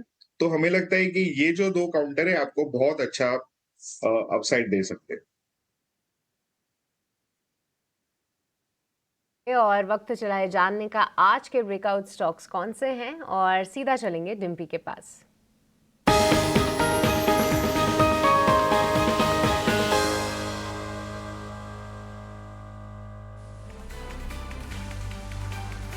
देखिए, हमारी कोशिश रहती है कि कुछ बेहतर स्टॉक्स हम आपके सामने रखें और उसी कड़ी के अंदर हमने SBI कार्ड भी कल आपके सामने रखा था। सृष्टि, कल आपको ध्यान होगा कि SBI कार्ड सबसे ज़्यादा अच्छे से चलने वाला शेयर बना और कल SBI कार्ड के अंदर हमको अच्छा एक मोमेंटम भी बनता हुआ आया। और SBI कार्ड न कल फ्यूचर्स में था बल्कि उसमें लॉन्ग पोजीशंस भी हमको बनती हुई दिखी है। तो कुल मिला के सारी बात यही है कि SBI कार्ड जैसे शेयर्स हम इसी ब्रेकआउट की कड़ी के अंदर आपके सामने रखते हैं। कल हमने एक और चीज़ भी मार्केट के अंदर नोटिस की है, वो नोटिस की कि कुछ सेलेक्टेड सीमेंट कंपनीज के अंदर हमको बाइंग आती हुई दिखी है। उसके अंदर हमने बहुत सारी कंपनीज को तो खैर नहीं देखा, बट 2 कंपनीज ऐसी दिखी जिसके हमको चार्ट्स के ब्रेकआउट भी दिखे। फर्स्ट उसमें से एक था JK सीमेंट। अगर आप प्रिज्म सीमेंट भी दिखाना चाहें तो प्रिज्म सीमेंट भी है, लेकिन प्रिज्म अभी अपने थोड़े डायगोनल से बाहर निकलने में उसको मुश्किल हो रही है। लेकिन अगर आप JK सीमेंट को देखेंगे उसमें ऐसी प्रॉब्लम नहीं है। ये मैंने इसका डेली दिखाया, मैं इसको वीकली में भी दिखाऊंगा आपको मैं नोटिस भी कराऊंगा। इसके अंदर 1-2 पॉइंट्स हैं। पहले जरा ये नोटिस कीजिए जो मैंने इसके अंदर आपको रेजिस्टेंस का एक ब्रेकआउट दिखाया। अगर आप इसको देखेंगे तो आपको काफ़ी अच्छा लगेगा, काफ़ी ठीक लगेगा। ये है first, second, third, fourth, fifth, 5वीं बार में इसने फाइनली उस कैंडल के साथ एक बड़े मूव के साथ इस पूरे चैनल को ब्रेक कर दिया। ये 2024 का बना हुआ है, यानी कि फरवरी से लेके अभी तक सितंबर के बीच का करीब आप देखें तो 7-8 महीने हो गए। 7-8 महीने का एक बढ़िया सा पैराबोलिक बनने के बाद ये ब्रेकआउट हो गया। थोड़ी सी बस एक कंसर्न ये है कि उतना बड़ा वॉल्यूम नहीं आया जिस तरह का वॉल्यूम आप पहले यहाँ पे इस तरह से देखते थे, बट फिर भी एवरेजेस के अबव है, अच्छा ब्रेकआउट है। 5 बार का रेजिस्टेंस पार किया है। सेक्टर से थोड़ा हट के थोड़ा चल रहा है, ज़्यादातर सेक्टर इसमें थोड़े बुझे हुए हैं। और एक और चीज़, मॉनसून थोड़ा कंप्लीट होने जा रहा है। टिपिकली कंस्ट्रक्शन एक्टिविटीज़ थोड़ी स्लो होती हैं, लेकिन उसके बाद इस शेयर के अंदर हमको एक अच्छी तेज़ी या फिर एक मोमेंटो दिख सकता है। मैं इसको डेली से 1 मिनट के लिए आपके लिए मैं इसको ज़रा वीकली बेसिस पर भी करके दिखाता हूँ। अगर आप JK सीमेंट को वीकली भी देखेंगे तब भी आपको काफ़ी अच्छा दिखेगा। एक पूरा पैराबोलिक मूव 50 दिन के एवरेज के बाद का ब्रेकआउट है। ये 50 दिन के एवरेज इसने टिपिकली कभी भी ब्रेक नहीं की है। आप देखोगे जब से इसके अंदर मूवमेंट आया, कहोगे तो मैं आपके लिए मार्क भी कर देता हूँ। ये देखिए 50 दिन जिस दिन जैसे तोड़ा वो सब रिपेयर होता गया। अभी तक कभी भी ऐसा नहीं हुआ कि 50 दिन के एवरेज के नीचे ये बहुत ज़्यादा खड़ा हो। इस बार भी उसने टेस्ट करने के बाद ये नया ब्रेकआउट किया। तो मेरा ऐसा मानना है इस शेयर के अंदर आप एक वैल्यू बाय के तौर पर इसको चेक करें। देखिए थोड़ा चला हुआ शेयर भी है, इसमें कोई दो राय नहीं। आप वीकली चार्ट्स पे या डेली चार्ट्स पे देख भी रहे होंगे। इसलिए आपको ना एक साथ सारा पैसा नहीं लगाना, आपको धीरे धीरे करके पैसा लगाना है। तब तक पैसा लगाना है जब तक इसके अंदर कोई एवरेजेस का डिस्ट्रप्शन ना हो जाए या तो कोई प्रॉब्लम ना हो जाए। मैं डेली चार्ट से ही आपको कैलकुलेट करके बता सकता हूँ, वो मैं एक लेवल आपके सामने शेयर कर देता हूँ। मेरे हिसाब से जब तक ये 4300 के नीचे अब ये नहीं जाएगा, ये वीक नहीं होगा, ये किसी भी डिप में बॉट करने वाला शेयर है। सोनी पटनायक से थोड़ी हेल्प लेते हैं और आपको थोड़े अच्छे से गाइड करेंगी। सोनी मैम जरा इसको देखना, जेके सीमेंट को 4-5 बार का एक बड़ा अच्छा मूव है इसके अंदर और ये शेयर अभी चल रहा है 4300 तक। कोई दिक्कत तो नहीं, जब तक इसके नीचे जाएगी तभी प्रॉब्लम आएगी। डिम्पी जी, यहाँ पे ब्रेकआउट अच्छा लग रहा है, वॉल्यूम के साथ आया है और एक जो उसका एक रेजिस्टेंस था 4600 उसको क्रॉस करके क्लोज किया है। सो मुझे लगता है 4600 के अराउंड प्लस माइनस 30 पॉइंट्स हम रख सकते हैं। एक अच्छा सपोर्ट बन चुका है। सो जब तक ये सपोर्ट होल्ड करता है, स्टॉक यहाँ से 4720 के लेवल्स को भी एक बार टेस्ट कर सकता है। इनफैक्ट अगर उसके ऊपर सस्टेन करता है तो टुवर्ड्स 4800 भी टारगेट्स एक्सटेंड हो सकता है। अब मार्केट्स ओवरऑल थोड़ा सा यहाँ पे चॉपी है, सो अगर आपको डिप नजर आए तो वहाँ पे एक बार खरीद सकते हैं और स्टॉप लॉस मेंटेन कीजिए। यहाँ पे 4550 का यहाँ पे स्टॉप लॉस मेंटेन कीजिए और इसको होल्ड कर सकते हैं फॉर हायर टारगेट्स ऑफ 4800।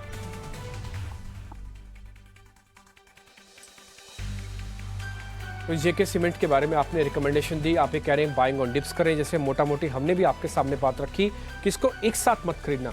देखो, बेस होना और ग्रोथ वाले शेयर में फ़र्क है। बेस वालों में आपके पास कंफर्ट होता है माल भरने का, क्योंकि आपको पता चला तो है नहीं, स्ट्रॉन्ग बेस है, तोड़ेगा नहीं है, तो यहाँ पे मोमेंटम आएगा।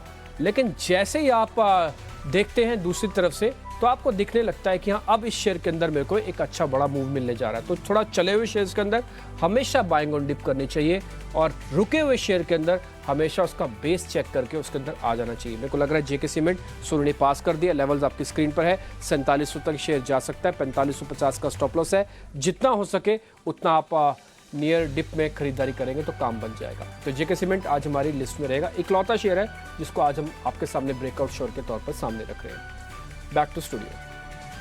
ठीक है, चलिए, तो आज का हमने ब्रेकआउट शेयर समझा, पर फिर से कुछ और काउंटर्स पे नज़र डालते हैं जहां पर एक्शन देखने को मिल सकता है। और कल की जो गिरावट हमने देखी, ऐसे में मेटल काउंटर्स पर भी खास तौर से नज़र रहेगी, क्योंकि आईटी तो कमज़ोर होने की उम्मीद है ही, पर इसके अलावा कल अगर हम कुछ सेलेक्ट मेटल्स भी देखें जो खास तौर से बेस मेटल्स हैं, उनमें भी हमने गिरावट हावी होती हुई देखी। सोने चांदी में भी एक तेज़ गिरावट थी। ऐसे में सोनी, एक बार खास तौर से एनएमडीसी के स्टॉक पे आपकी राय चाहिए, क्योंकि थोड़ी सी खबरें प्राइस से रिलेटेड एनएमडीसी की आ रही थी, पर कंपनी ने 1-2 दिन पहले जो अनाउंसमेंट किया, उन्होंने फिर से अपने प्राइजेस रिवर्स किए, यानी कट डाउन किए। साथ ही प्रोडक्शन डेटा भी बहुत एक्साइटिंग नहीं था। सोनी अब 214-215 के नीचे, तो ये काउंटर ने 215 के नीचे क्लोज तो दिया ही है, पर यहाँ से क्या और भी कमज़ोर हो सकता है सोनी ये स्टॉक? सृष्टि जी, कल और परसों दोनों ही दिन उसने 200 EMA के नीचे क्लोज दिया है, जो कि पोजिशनली वीक माना जाएगा। यहाँ से मुझे लगता है जब तक वो 220 के रेजिस्टेंस को क्रॉस नहीं कर पाता है, सेल ऑन राइज प्रेशर बना रहेगा इसमें। एनीवे टुवर्ड्स 205 to 200 रेंज को एक बार टेस्ट कर सकता है। सो क्लियरली यहाँ पे वीकनेस और भी कंटिन्यू कर सकता है। मुझे लगता है कि जब तक वो 205 के लेवल्स को एक बार टेस्ट ना करे, वहां से रिवर्सल हो सकता है, बट अभी के लिए सेल ऑन राइज प्रेशर बना रहेगा 220 के स्टॉप लॉस के साथ। 20 का यहाँ पे आपको स्टॉप लॉस लगाना है और सेल ऑन राइज की रणनीति आप अपना सकते हैं। तो कुछ एक मेटल काउंटर्स पे देखते हैं किस तरीके की चाल है। पर इस बीच एक और स्टॉक जो कि थोड़ा सा वीक ज़रूर लग रहा है और कल भी ऑलमोस्ट 2% की इसमें गिरावट थी। सोनी, एक बार पेट्रोनेट एलएनजी पर भी अपनी राय दीजिए, क्योंकि देखिए यहाँ पर भी थोड़ा सा ऐसा लग रहा था कि काउंटर अपने एवरेजेस पे सपोर्ट देगा, पर कल की कैंडल के बाद सोनी, क्या यहाँ पे और भी वीकनेस गहरा सकती है? क्या यहाँ पे कोई शॉर्टिंग की अपॉर्चुनिटीज? सृष्टि जी, कल क्लोज उसने 1020 EMA के हर्डल को क्रॉस नहीं कर पाया, उसके नीचे क्लोज किया है। सो डेफिनेटली यहाँ पे मुझे लगता है कि टुवर्ड्स 355 353 रेंज को एक बार टेस्ट कर सकता है। वहां से थोड़ा सा शायद हल्का पुल बैक आपको नजर आए। सो आई थिंक इंट्राडे बेसिस के लिए आप 353 और 350 इसी रेंज तक ही देख सकते हैं। अगर उसको भी ब्रेक करता है तो और वीकनेस बना रहेगा टुवर्ड्स 340 लेवल्स, बट शायद वो लेवल को टेस्ट करके हल्का सा पुल बैक दे तो थोड़ा सा अवॉइड करना बेटर है। नेट को लेकर ये व्यू। देवांग, आप जरा एक बार डिक्सन टेक चेक कीजिए। 2-3 सत्र की गिरावट के बाद कल एक बढ़िया रिबाउंड शेयर ने दिखाया डिक्सन टेक ने। तेजी इसमें आपको लगता है कि सस्टेन करेगी डिक्सन टेक में? देख सकते हैं कि बात करें डेफिनेटली स्टॉक से ओवरऑल जो चार्ट स्ट्रक्चर देख रहे हो डेली चार्ट पॉजिटिव स्ट्रक्चर बना है। जो ये गिरावट आई थी एक शॉर्ट टर्म मूविंग एवरेज को वहां पे एक सपोर्ट लिया है स्टॉक ने, तो पॉसिबल है फर्दर यहाँ से एक अपसाइड रिवर्सल देखने मिल सकता है। अराउंड करीब 13,200 13,250 तक के जोन स्टॉक्स में देखने मिल सकते हैं। यहाँ पे स्टॉप लॉस रखते हैं 12,800 का स्टॉप लॉस रख के होल्ड कर सकते हैं। 12,800 के स्टॉप लॉस के साथ डिक्सन टिक को होल्ड करने की सलाह है। सोनी, आज हम हो सकता है कि आईटी शेयर में थोड़ा प्रेशर और बनते हुए देखें।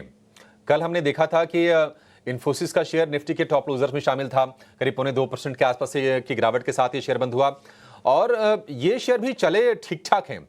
एनवीडिया में जो करेक्शन आया है ना, उसकी बड़ी वजह यह भी है कि एनवीडिया ने भी अच्छा रिबाउंड दिया है अपने लोअर लेवल से करेक्शन के बाद। अगर मान लीजिए अगर यहां से स्टॉक अगर गिरते हैं तो शॉर्टिंग के लिए सबसे बेहतर कैंडिडेट कौन सा होगा आईटी में?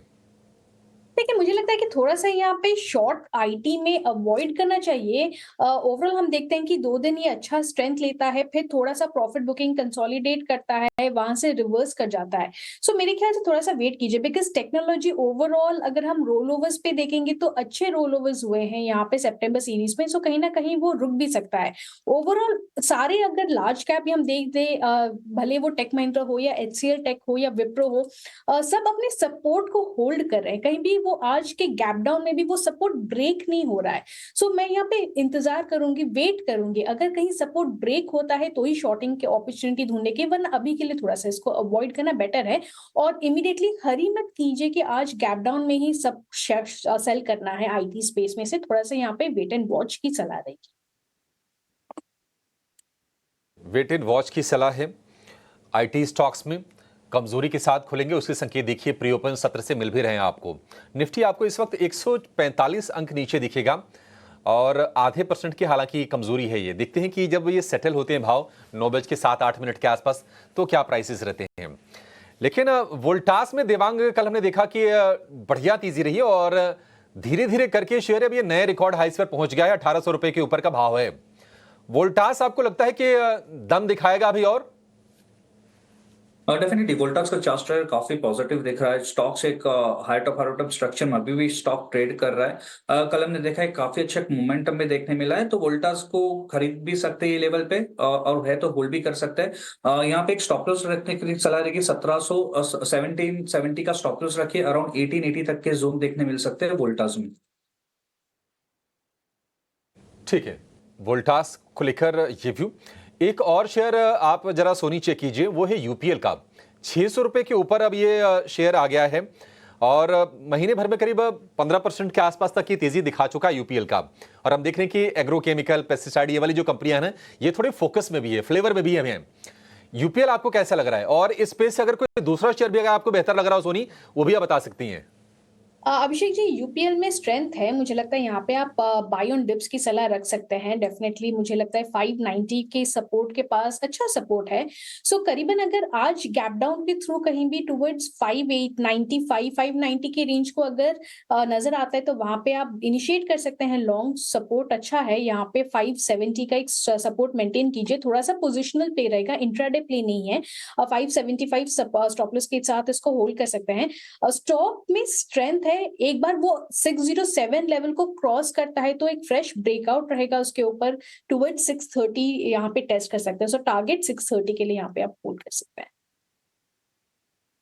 ठीक है, 607 के ऊपर अगर ये जाके टिकता है तो 630 रुपए के टारगेट के लिए आप इसको बाई कर सकते हैं। यूपीएल में थोड़ा सा कंडीशंस इसमें अप्लाइड हैं सोनी की तरफ से।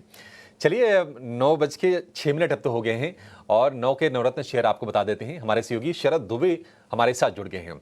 शरद, बताइए आज कौन से शेयर फोकस में रहेंगे? जी बिल्कुल अभिषेक, सबसे पहले जीआईसी फोकस में रहने वाला है। उनका ओएफएस होगा, गवर्नमेंट करेंगे लगभग 7% स्टेक का, जिसका कुल वैल्यू है 4700 करोड़ का। ये पहली बार ओएफएस हो रहा है और गवर्नमेंट की ऑलमोस्ट स्टेक की बात करें तो 86% स्टेक यहाँ पे है। अगर बात करें फ्लो प्राइस की तो 6% डिस्काउंट पे है, लेकिन याद रखिए नॉन रिटेल इन्वेस्टर्स के लिए आज खुलने वाला है। रिटेल इन्वेस्टर्स के लिए कल खुलेगा, जो कि है सितंबर 5। OMC's पेंट्स एविएशन स्टॉक्स के लिए पॉजिटिव न्यूज़ फ्लो है। ब्रेंट क्रूड जो है $75 प्रति बैरल के नीचे आ गया है और 2 अहम रीजंस हैं। ओपेक आगे जाते हुए प्रोडक्शन बढ़ा सकते हैं आने वाले हफ्तों में, और चाइना का जो मैक्रो डेटा है वो भी कमज़ोर है, तो इसके कारण जो है ऑफ कोर्स आपके ब्रेंट क्रूड में सेलिंग प्रेशर आ रही है। एयू स्मॉल फाइनेंस बैंक तीसरा कंपनी हमारा फोकस में रहेगा, जहां पे कंपनी ने आरबीआई को एप्लीकेशन दे दी है और अप्रूवल मांग रही है ताकि वॉलेंट्री ट्रांजिशन वो कर पाए एक स्मॉल फाइनेंस बैंक से यूनिवर्सल बैंक तक। ऑलरेडी जो है कल एक पी वेस्टब्रिज कैपिटल ने भी 1.5% स्टेक की बिकवाली की, जिसका कुल वैल्यू 740 करोड़ रुपए का है। हमारा चौथा स्टॉक रहने वाला है केईसी इंटरनेशनल। एमके की रिपोर्ट आई है, मेंटेन ऐड रखा है, लेकिन प्राइस बढ़ा दिया, हाइक करा दिया, 950 से 1050 कर दिए, और ऑर्डर इनफ्लो पे जो है उनकी बुलिश नज़रिया भी देखने मिली है। हमारा पांचवा स्टॉक रहने वाला आईटी स्टॉक्स, सेमीकंडक्टर स्टॉक्स। कल जो था यूएस की डेटा आई मैक्रो, वो वीकर थी पीएमआई डेटा, और उसके कारण जो है नास्डाक 3% से ज़्यादा टूटा, और जो है आपका निविडिया वहाँ पे $280 बिलियन की जो है total market cap wipe out हुई है। तो ऑफकोर्स आज आईटी स्टॉक्स में सेलिंग प्रेशर देखने मिल सकता है, और सेमीकंडक्टर वाले स्टॉक्स में भी। टोरेंट पावर एमओयू साइन किया है महाराष्ट्र गवर्नमेंट के साथ, जहाँ पे 5600 मेगावाट का एनर्जी के ऊपर जो है करार है, और इसके अलावा वाटर रिसोर्सेज के डिपार्टमेंट से भी इनकी एग्रीमेंट हुई है। हैवेल्स हमारा सातवां स्टॉक रहेगा। कमर्शियल प्रोडक्शन उन्होंने स्टार्ट कर दिया है कर्नाटक के प्लांट में, और एक एडिशनल एक्सपेंशन भी करने वाले हैं कैपेसिटी की लगभग 33% इसी ही प्लांट में, जहां पे 450 करोड़ का इन्वेस्टमेंट होगा जो इंटरनल एक्रूवल से होने वाला है, और ये जो एक्सपैंडेड कैपेसिटी 2026 के सितंबर में शुरू होगी। हमारा आठवां स्टॉक है बजाज फाइनेंस। मैक्वारी की रिपोर्ट आई है, मेंटेन अंडर परफॉर्म रखा है, टारगेट प्राइस 6300 रुपीज़ पर शेयर, और यहाँ पे जो बजाज हाउसिंग फाइनेंस की जो आईपीओ आएगी तो करंट ग्रे मार्केट प्रीमियम लगभग 56 रुपीज़ का है, यानी कि अगर 50% प्रीमियम पे लिस्ट होती है तो बजाज फाइनेंस को जो है एक और 5% का इम्प्लाइड अपसाइड देखने मिल सकता है। हमारा आखिरी स्टॉक बिग बोल्ड ब्रोकरेज। यहाँ पे मॉर्गन स्टैनली की रिपोर्ट आरती इंडस्ट्रीज़ पे आई है, डाउनग्रेड किया है अंडर वेट से, पहले इक्वल वेट था, और टारगेट प्राइस 613 से कट करके 568 रुपीज़ कर दिया गया है।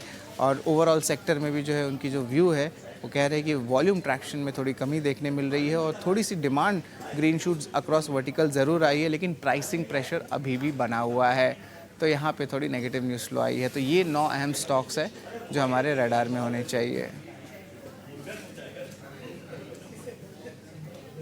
बहुत बहुत शुक्रिया ये नवरत्न शेयर बताने के लिए शरद। इन सभी स्टॉक्स पे हमारी नज़र होगी। 2 मेहमान मेरे साथ जुड़ रहे हैं, ध्वनि पटेल है और साथ ही रजत सर भी हैं। उन दोनों मेहमानों का भी हम बेनिफिट लेंगे, लेकिन ध्वनि पहले अपने शेयर्स आप बता दीजिए। Good morning. और आपका कल अल्ट्राटेक वाली मेरे को ऑप्शंस भी याद है, उसके लिए थैंक यू वेरी मच। आपने अच्छे से वो ट्रेड बताया था, हिट हुआ टारगेट, उसकी बधाइयाँ। ध्वनि जी बताइए आपके आज के शेयर्स कौन से हैं? बिल्कुल, वेरी गुड मॉर्निंग सभी को। यहाँ पे सबसे पहले मेरी जो पिक यहाँ पे बनती है वो है कजारिया में। अगर आप कजारिया का यहाँ पे चार्ट स्ट्रक्चर देख रहे हैं तो उसके अंदर एक यहाँ पे बेस फॉर्मेशन देखने को मिल रही है, और उसके बाद स्टॉक ने यहाँ से एक रिवर्सल बनाया है on the bullish side. So swing trade है on the higher side. Current level से आप इसको ले सकते हैं ऊपर की तरफ। इसके अंदर टारगेट जो है वो पोजिशनली 1460 रुपए तक यहाँ पे अपमूव जो है वो सस्टेन रहेगा। स्टॉप लॉस आपको नीचे मेंटेन करके चलना है यहाँ पे 1340 रुपए का। और उसके अलावा दूसरा स्टॉक जो यहाँ पे पसंद आ रहा है वो है IIFL का। IIFL के अंदर भी अगर आप इसका चार्ट स्ट्रक्चर देख रहे हैं, डेलीज पे 200 की EMA को क्रॉस करने की यहाँ पे काफी बार कोशिश करी गई है, बट कल के सेशन में एक बोल्ड क्लोजिंग जो कन्विक्शन क्लोजिंग है वो देखने को मिली है। तो यहाँ पे IIFL में भी आज की ओपनिंग हमें यहाँ पे 475 के ऊपर देखने को मिलती है, तो उसको भी खरीद के चल सकते हैं। ऊपर की तरफ इसका जो टारगेट यहाँ पे रहेगा, तो पोजिशनली इसमें 510 रुपए से 515 रुपए तक का टारगेट देखने को मिल सकता है। स्टॉप लॉस जो मेंटेन करके रखना रहेगा नीचे की तरफ में, तो आप यहाँ पे 459 का स्टॉप लॉस लगाएं। पहला शेयर आपका कजारिया है, दूसरा शेयर आपका IIFL है। और मेरे को कजारिया आपका काफ़ी इंटरेस्टिंग लगा। मैं इसके डेली चार्ट चेक कर रहा था, बढ़िया एक सुपर ट्रेंड के अंदर शेयर पड़ा हुआ है, अच्छा बेस है। 200 दिन की एवरेज नीचे पड़ी है, 50 दिन की एवरेज ऊपर है, और अच्छे से ये डाउन ट्रेंड को अब अरेस्ट कर रहा है। जैसे मैं बोलूँगा ना कि गिरावट को ख़त्म करके अब तेज़ी में वापस आना चाहता है। तो आपका ये मेरे को जो शेयर है कजारिया, ये काफ़ी इंटरेस्टिंग लगा। अब हमारे साथ रजत सर भी है। रजत सर नमस्ते, गुड मॉर्निंग सर। आपके शेयर्स कौन से हैं? देखिए, पहले तो गुड मॉर्निंग और बहुत बहुत शुक्रिया हमको आपकी ये प्रोग्राम में शामिल करने के लिए। मेरा आज के दिन जो दोनों स्टॉक मैंने चुना है, देखिए वो एक है टाटा केमिकल, जिसके लिए मैंने 1087 का स्टॉप लॉस लगा रहा हूँ और 1128 और 1159 का दोनों टारगेट मानते हैं। और आईसीआईसीआई बैंक ये 1228 का स्टॉप लॉस लगा के 1258 और 1285 ये दोनों टारगेट मान के आईसीआईसीआई और टाटा केम को रिकमेंड कर रहा हूँ मैं। हमको जहाँ तक समझ में आ रहा है कि आज बहुत वॉलेटाइल रहेगा, तो इसीलिए कोई भी स्टॉक किसी भी तरफ जा सकता है, क्योंकि इनिशियली जो मूवमेंट होगा वो 25,000 के नीचे निफ्टी जाए कि ना जाए उसके ऊपर काफी कुछ डिपेंड करता है। अगर 25,000 के नीचे जाता है तो देखिए ये सब बाई कॉल में कोई फायदा नहीं रहेगा, एटलीस्ट इनिशियली। और ऊपर में अगर कोई कारण से नीचे डिप दिखा के अगर ऊपर चल दिया और उसके बाद में वही 25,250 से लेके 25,300 का जो स्तर है उस रेंज को पार करना बहुत ही जरूरी है, नहीं तो आज के दिन एक रेंज बाउंड मूवमेंट होने की संभावना है, ऐसा ही मुझको समझ में आ रहा है। सर आपका आईसीआईसीआई बैंक भी मेरे लिए काफ़ी क्रिटिकल है, क्योंकि बैंक निफ्टी को संभालने में काफ़ी बड़ा रोल प्ले करेगा। आज हम बैंक निफ्टी पे थोड़ा बुलिश है स्लाइटली, क्योंकि डिप मिल रहा है, उसका बेनिफिट आएगा। प्लस आप जो बता रहे हैं सर टाटा केमिकल्स है तो स्लो मूवर, मेरी भी नज़र रहती है। आज मैं पूछना ही चाहता था आपसे भी, लेकिन आपने पहले बता दिया, ये भी अच्छी बात है। और आपका जो टारगेट है 1128 है, मैं तो भगवान से प्रार्थना करता हूँ आ जाए 1128, क्योंकि अगर ये लेवल पार होगा तो फिर बड़े लेवल के लिए फिर से तैयार हो जाएगा। 1 मिनट है, रुचित जैन भी हमारे साथ जुड़ गए हैं, उनसे भी एक जरा पता कर लेते हैं उनके ट्रेड कौन से है। रुचित भाई गुड मॉर्निंग, 1 ही मिनट है, जरा अपने ट्रेड आप बता दीजिए ओपनिंग से पहले। जी वेरी गुड मॉर्निंग डिम्पी जी। आईटीसी में एक तो खरीदारी की सलाह है, थोड़ा सा defensive space FMCG I think थोड़ा बेटर कर सकता है ऐसे वॉलेटाइल मार्केट्स में। 495 के स्टॉप लॉस के साथ खरीदारी करे, बट लेकिन कंडीशनल कॉल है कि 508 के ऊपर स्टॉक में खरीदारी करे, तो 508 के ऊपर ही खरीदारी करे। 495 का स्टॉप लॉस, 536 का टारगेट, और बीसॉफ्ट में शॉर्ट करने की सलाह है बिरलासॉफ्ट फ्यूचर्स के, जहां पे जस्ट पुल बैक मूव आया है रिसेंटली और यहाँ पे रेजिस्टेंस के आसपास ट्रेड कर रहा है। 683 का स्टॉप लॉस रखे, 655 के टारगेट्स एक्सपेक्ट करे। ठीक है सर, बिरला सॉफ्ट आप एक सेल कह रहे हैं और आप आईटीसी कह रहे हैं, सॉर्ट ऑफ डिफेंसिव है। और ये जो आपने बिरला सॉफ्ट का शॉर्ट करवाया, मेरे को लग रहा है ये भी काम आएगा, क्योंकि आज थोड़ा वीक है मार्केट, आईटी के लिहाज से वीक है मार्केट। चलिए मार्केट की ओपनिंग करते हैं और इस समय जो फ्रीज लेवल्स हैं वो आपको बता देता हूँ।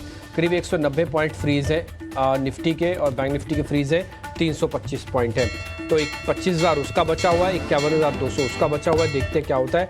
ओपनिंग का टिका है 190 पॉइंट से सीधा 150 पॉइंट हो गए निफ्टी के अंदर। आज मेरा निफ्टी पे कम, बैंक निफ्टी पे ज़्यादा व्यू पॉइंट है फिर से, और 51,500 वापस से पार होते बैंक निफ्टी स्पीड से ऊपर आ सकता है। सर ने ऑलरेडी आपको, रजत सर ने आईसीआईसीआई बैंक बताया हुआ है, आप इसको भी नोटिस कर सकते हैं।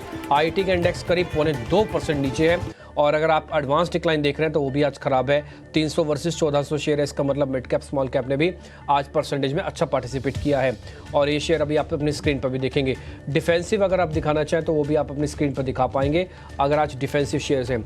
बड़ी हैरानी की बात है कि जिस बैंक हम जिस बड़े काउंटर्स की बात बोल रहे हैं उसमें HDFC के अंदर आज शुरुआत में ही हरा निशान है, वो टूटा ही नहीं, वो खुला भी ऑलमोस्ट 1-1.5 रुपये नीचे था और अभी भी सिर्फ 2 रुपये की ही गिरावट के साथ ट्रेड कर रहा है। रिलायंस जैसा शेयर सिर्फ 16 रुपये नीचे है। दिखाइए एक बार जरा TCS, इन्फोसिस, HUL और LNT, जल्दी जल्दी दिखाते जाइए प्रोड्यूसर साहब, ताकि आपको इन मोटे मोटे शेयर्स का थोड़ा आइडिया लग पाए। अगर ये शेयर ज़्यादा बड़े क्रैक नहीं दिखाते हैं, TCS 1.5% है, इससे ज़्यादा नहीं होना चाहिए, बस यही इसकी म्याद है। इन्फोसिस 1.5% है, इससे ज़्यादा नहीं होना चाहिए। HUL 0.5% है, इससे ज़्यादा नहीं होना चाहिए। ये जो भी आप शेयर अभी आपकी स्क्रीन पे फायर हो रहे हैं ना, अगर इनका परसेंटेज नहीं बढ़ता ना तो कोई दिक्कत नहीं है, तो ये शेयर आपके लिए ओके है। तो मतलब ये आज बाजार को ज़्यादा डैमेज नहीं करेंगे। मेरे को निफ्टी का तो थोड़ा ज़्यादा कम इंटरेस्ट है, बट आज इसमें शुरुआत में मैं कह रहा हूँ, मेरे को बैंक निफ्टी के अंदर 51,500 को वापस रीगेन होते ही मेरे लिए डैमेज काफ़ी हद तक कंट्रोल हो जाएगा। आज क्रूड से जुड़े हुए शेयर्स आपके नोटिस लिस्ट में होने चाहिए। आप दिखाइए इंडिगो, आप दिखा सकते हैं एशियन पेंट, आप दिखाइए बर्जर पेंट, आप दिखाइए oil marketing company BPCL, IOC, HPCL वगैरह। जरा स्पीड से दिखाइए। ये क्रूड बेनिफिशियरी हो सकते हैं क्योंकि $75 के नीचे गया हुआ है, तो हल्की बढ़त आपको दिखेगी, लेकिन वंस इन अ वाइल वाला मैटर भी हो सकता है। स्ट्रक्चरली चेक करके ही आप सौदे बनाना, अदरवाइज सौदे ज़्यादा बनाने की जरूरत नहीं है। ज़्यादातर क्रूड से जुड़े हुए शेयर्स मैंने आपकी स्क्रीन पर दिखा दिए, आप इसको नोटिस कीजिएगा। डिफेंसिव शेयर्स के अंदर और थोड़ा क्रूड बेनिफिट्स वाले शेयर्स के अंदर आज की थीम रहने जा रही है, और अगर 51,500 पार हो जाएगा तो फिर बैंकिंग की थीम भी मार्केट के अंदर उतर आएगी। देखते हैं क्या होता है और कैसे उसके अंदर ट्रेड बनेगा या होगा। चलिए आगे बढ़ें। अब जरा मैं आपको दिखा देता हूँ निफ्टी के टॉप गेनर्स, फिर मैं आपको चार्ट के जरिए भी थोड़ा आइडिया हम लेंगे कि इस समय क्या चल रहा है। पहले टॉप गेनर्स लेके आइए निफ्टी के, और पहले मैं वही आपके सामने रखता हूँ। सन फार्मा 1/4% ऊपर, HDFC bank almost flat, Asian paint, 3 ही शेयर है जो निफ्टी के टॉप गेनर्स में है, और आपको ये हरे निशान में दिख रहे होंगे। जो लाल निशान में है उसमें ONGC है, उसमें आप देखेंगे हिंडाल्को। ONGC का रीज़न आपको पता है, क्रूड गिरेगा तो ONGC टूटेगा क्योंकि अपस्ट्रीम कंपनी है। LTI माइंट्री आज थोड़ा प्रॉफिट बुकिंग करवा रहा है। विप्रो के अंदर भी आज एग्रेशन है, करीब 1 से 1.5% तक का नुकसान है। कोई भी शेयर ऐसा नहीं जिसने आज साल का खुलते ही हाई टेस्ट किया हो, 52 वीक हाई टेस्ट किया हो। अब मैं थोड़ा और आगे बढ़ जाता हूँ। उसके अंदर आप देखेंगे टाटा मोटर, BPCL इनफैक्ट दिखाइए जरा। BPCL आपको 1 से 1.5% ऊपर दिखेगा, HPCL दिखेगा, IOC दिखेगा, सब में परसेंटेज 1% है। बैंक में AU बैंक आज फिर से ऊपर है हरे निशान में 1% की बढ़त के साथ। आज खुलते जिन कंपनीज ने हाई लगाया उसमें बजाज होल्डिंग्स है और कल्याण जी ज्वेलर्स है, जिनका आज खुलते ही हाई लगा है साल का। जो शेयर कमज़ोर हुए हैं उसमें हिंडाल्को को भी आप जोड़ सकते हैं। फेडरल बैंक पे रिपोर्ट आई, 185 का टारगेट दिया 200 से घटाकर, और उस रिपोर्ट का इम्पैक्ट थोड़ा बहुत शेयर में आ रहा है, करीब 2% के आसपास की कमजोरी है। एडवांस डिक्लाइन में वैसे कोई प्रॉब्लम नहीं है। 600 शेयर वर्सेस 1500 शेयर है, 600 शेयर वर्सेस 1500 शेयर है इस समय आपकी स्क्रीन पर, जो आप इससे भी आप नोटिस कर रहे होंगे। कुल मिला के वैसी कोई प्रॉब्लम नहीं है जिस समय आपको मार्केट्स के अंदर दिख रही होगी। और बैंक निफ्टी और निफ्टी जितना शुरुआत में लॉस उठाया, अभी उसको रिकवर करने के मूड में नहीं है, लेकिन एक्सटेंशन ऑफ अ लॉस भी नहीं है। देखते हैं अभी क्या होता है। पहले 10-15 मिनट देखने दीजिएगा। दोनों के मैं आपको स्टॉप को ऑलरेडी बता चुका हूँ। 25,000 निफ्टी को आज चेक करना है कि सपोर्ट कितना बचाता है। 51,200 आज बैंक निफ्टी को चेक करना है कितना बचाता है, और अभी तक इन दोनों ही लेवल्स को मेंटेन रखा, अभी तक तो तोड़ा नहीं। जो ओपनिंग का झटका उसको एब्जॉर्ब करने की हो रही है कोशिश। हीट मैप आपके सामने आता जाएगा, एक एक करके सेक्टोरली चेक कीजिएगा कि कहाँ पे कौन सी चीज़ हो रही है। उसके बाद फिर हमारे मेहमान आपको आज के ट्रेड देना भी शुरू कर देंगे। पहले BPCL आपको पता है ऑयल बेनिफिशियरी है, तो आपको 1.5% ऊपर दिखेगा, और ऑयल के जो दूसरा लॉस होता है क्रूड से, वो आपको सबसे नीचे दिखेगा ONGC।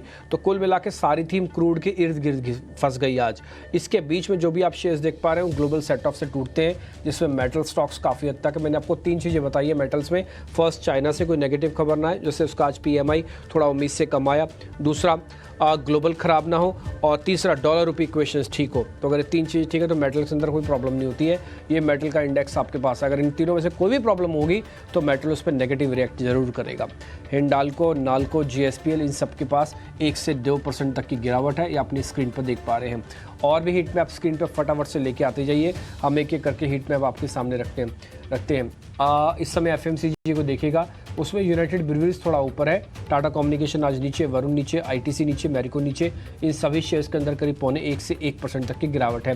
बैंकिंग आज का सबसे क्रिटिकल और कोर एरिया है, उसमें बड़े शेयर का नाम ऊपर होना चाहिए, भले वो लाल निशान में देखें बट वो ऊपर होनी चाहिए शीट के अंदर। जैसे कि AU बैंक, ये ज़रा काम का नहीं। HDFC बैंक, ये बहुत काम का है, इसकी वेटेज है। इंडसन बहुत ज़्यादा नहीं टूटा हुआ, 1/4%, ठीक। कोटक सिर्फ 0.5% है। ICICI 1% है।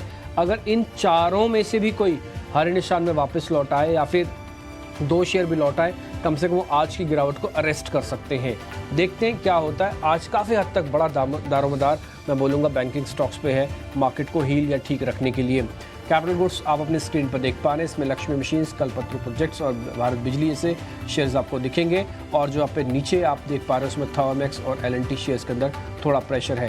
कैपिटल गुड्स के अलावा अब आपको जरा ऑटो स्टॉक्स भी दिखा देते हैं। ऑटो में हीरो मोटोकॉर्प 0.5% ऊपर, M&M सबसे ज़्यादा टूटा हुआ, बजाज ऑटो भी करीब 0.5 से 1% की गिरावट के साथ है।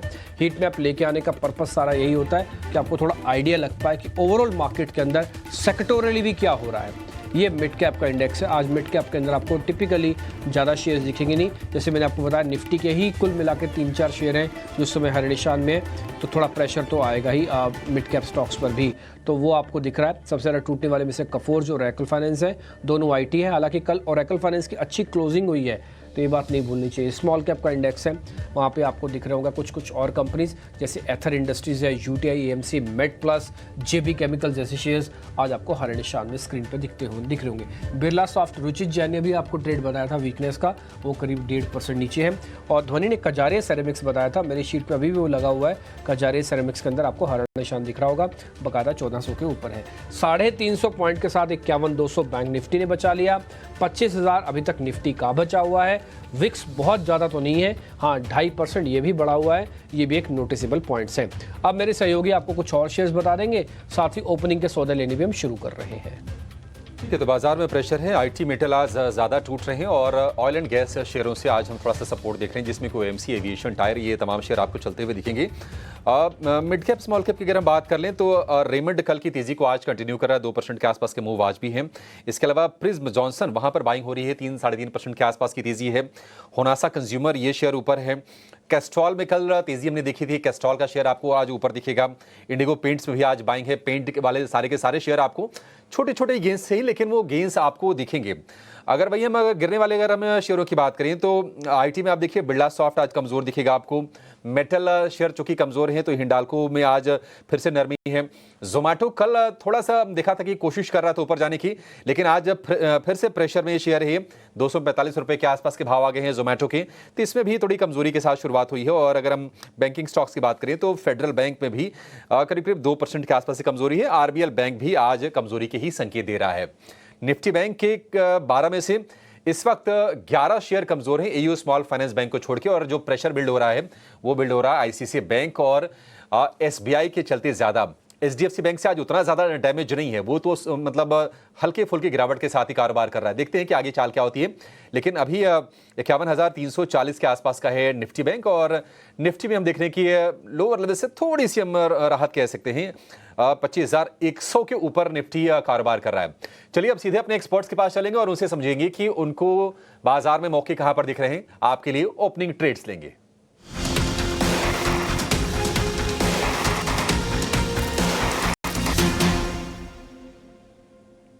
अपने एक्सपर्ट से शुरू करते हैं उनकी कॉल्स लेना। और देवांग, सबसे पहले आपके पास आना चाहेंगे क्योंकि हमने आपसे टेक लिया था कि पेन काउंटर्स में कौन सा आपको स्टॉक पसंद है। बर्जर पेंट्स आपकी सिलेक्शन थी, तो वहाँ पे काफ़ी एक अच्छा मूव देखने को मिला। ठीक है, शायद देवांग हमारे साथ नहीं है, पर उनको कांग्रेट ज़रूर करेंगे। ओपनिंग के बाद एक अच्छा मोमेंटम पकड़ा इस काउंटर ने।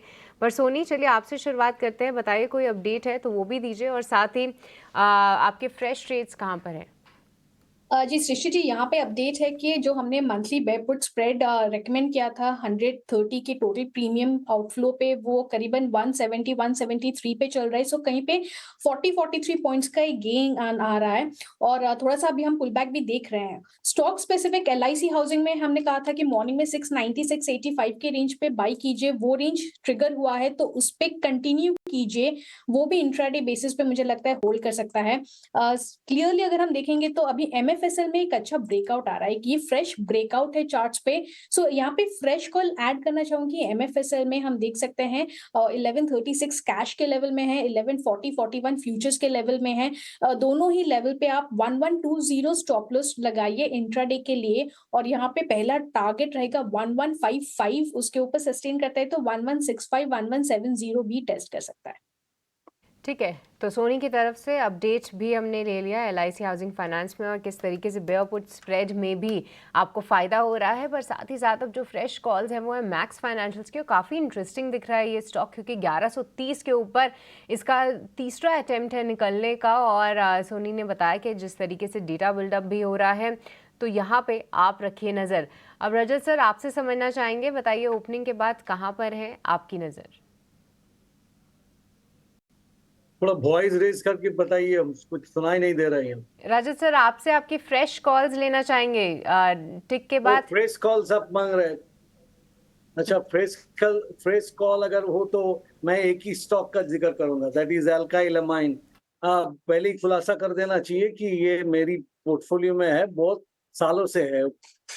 एनीवे ये अभी आज के जो लो है उसी के नीचे स्टॉप लगाइए और इसमें एक अच्छी मूवमेंट, मतलब देखिए हम जब 2100 के नीचे स्टॉप लगाने के लिए बोल रहे हैं, अभी भाव है 2170, तो मेरा टारगेट भी वैसे ही ऊंचा होना चाहिए। तो 2400 से लेके 2600 तक आप देख सकते हैं, क्योंकि इसमें एक बहुत महीनों बाद में ये मूवमेंट हो रहा है और अभी इसमें अब काफी अच्छी ऊपर की तरफ मूवमेंट होगा, ऐसा मैं उम्मीद करता हूं। इसीलिए कि ये 4th और 5th अटेम्प्ट के बाद में आज जो 200 डे एक्सपोनेंशियल मूविंग एवरेज को तोड़ के ऊपर जा रहे हैं, तो मूवमेंट की उम्मीद कीजिए। ये मीडियम टर्म कॉल है, इसमें आप अच्छी मुनाफा करेंगे, ऐसा ही उम्मीद करता हूँ। नहीं, पर मीडियम टर्म का नज़रिया रखिए। एल्काइल अमाइंस कुछ केमिकल काउंटर्स में हम देख भी रहे हैं कि एक अच्छा ट्रैक्शन है और अमाइन स्टॉक्स में से एल्काइल अमाइंस जो है उभरता हुआ नजर आ रहा है। रजत सर की एक कॉल और साथ ही उनका डिस्क्लोजर। रुचित, अब आपसे समझना चाहेंगे, बताइए आपकी नज़र कहाँ पे है ओपनिंग के बाद, और कोई अपडेट है तो वो भी शेयर कीजिएगा। जी, फ्रेश कॉल के लिए जेके सीमेंट पे नजर है कि जहाँ पे खरीदारी करने के अच्छे मौके लग रहे हैं आज, जो 0.5% ही नीचे है। बट लेकिन कल के सेशन में ये स्टॉक ने काफी अच्छे वॉल्यूम्स के साथ में प्रीवियस स्विंग हाई के ऊपर ब्रेकआउट दिया था। सो आई थिंक ये जो आज नो मौका मिला है, ये टिप एक अच्छी अपॉर्चुनिटी है फ्रेश बाइंग के लिए। तो शॉर्ट टर्म के नजरिए से जेके सीमेंट में करंट लेवल्स पे खरीदारी करे, 4470 का स्टॉप लॉस रखे और 4850 के अराउंड के टारगेट्स ये स्टॉक में हमें लग रहा है कि नियर टर्म में आ सकते हैं।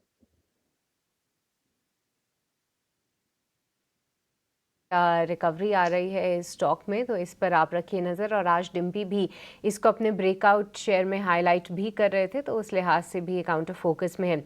अब ध्वनि, अब आपसे समझना चाहेंगे, बताइए आपकी फ्रेश कॉल्स कहाँ पर है?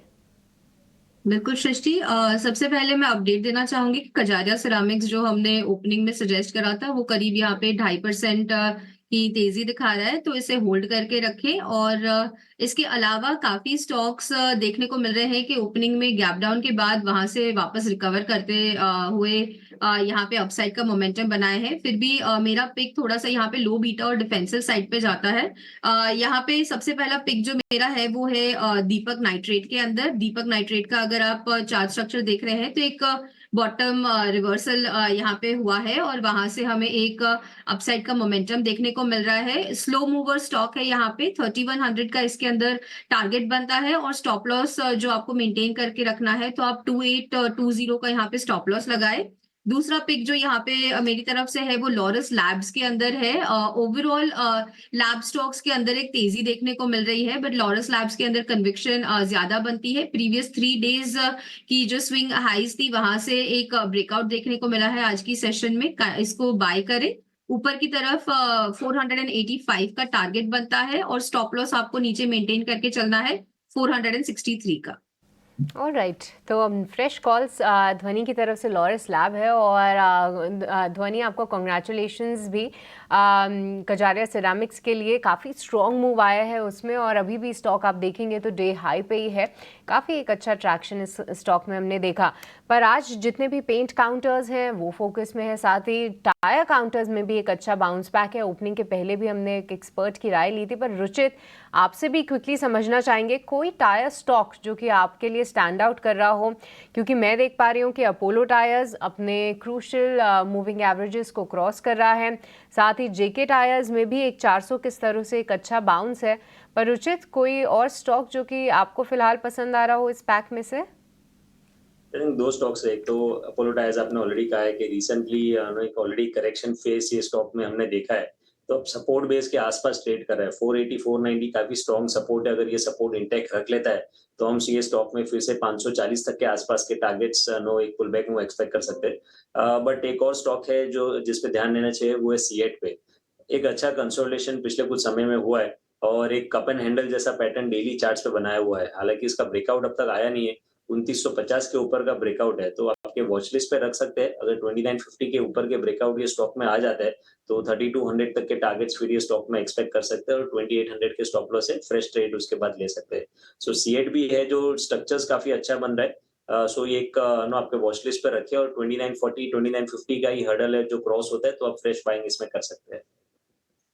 सीएच पे आप रखिए नज़र। देखिए 3 दिनों में एक अच्छा मोमेंटम हमने स्टॉक में देखा ही था और अपने प्रीवियस हाइस को अब ये क्रॉस करने की तैयारी कर रहा है। तो अपोलो टायर्स हमारे 2 एक्सपर्ट के रेडार पे था और साथ ही सीएट एक फ्रेश कॉल यहाँ पर आती हुई।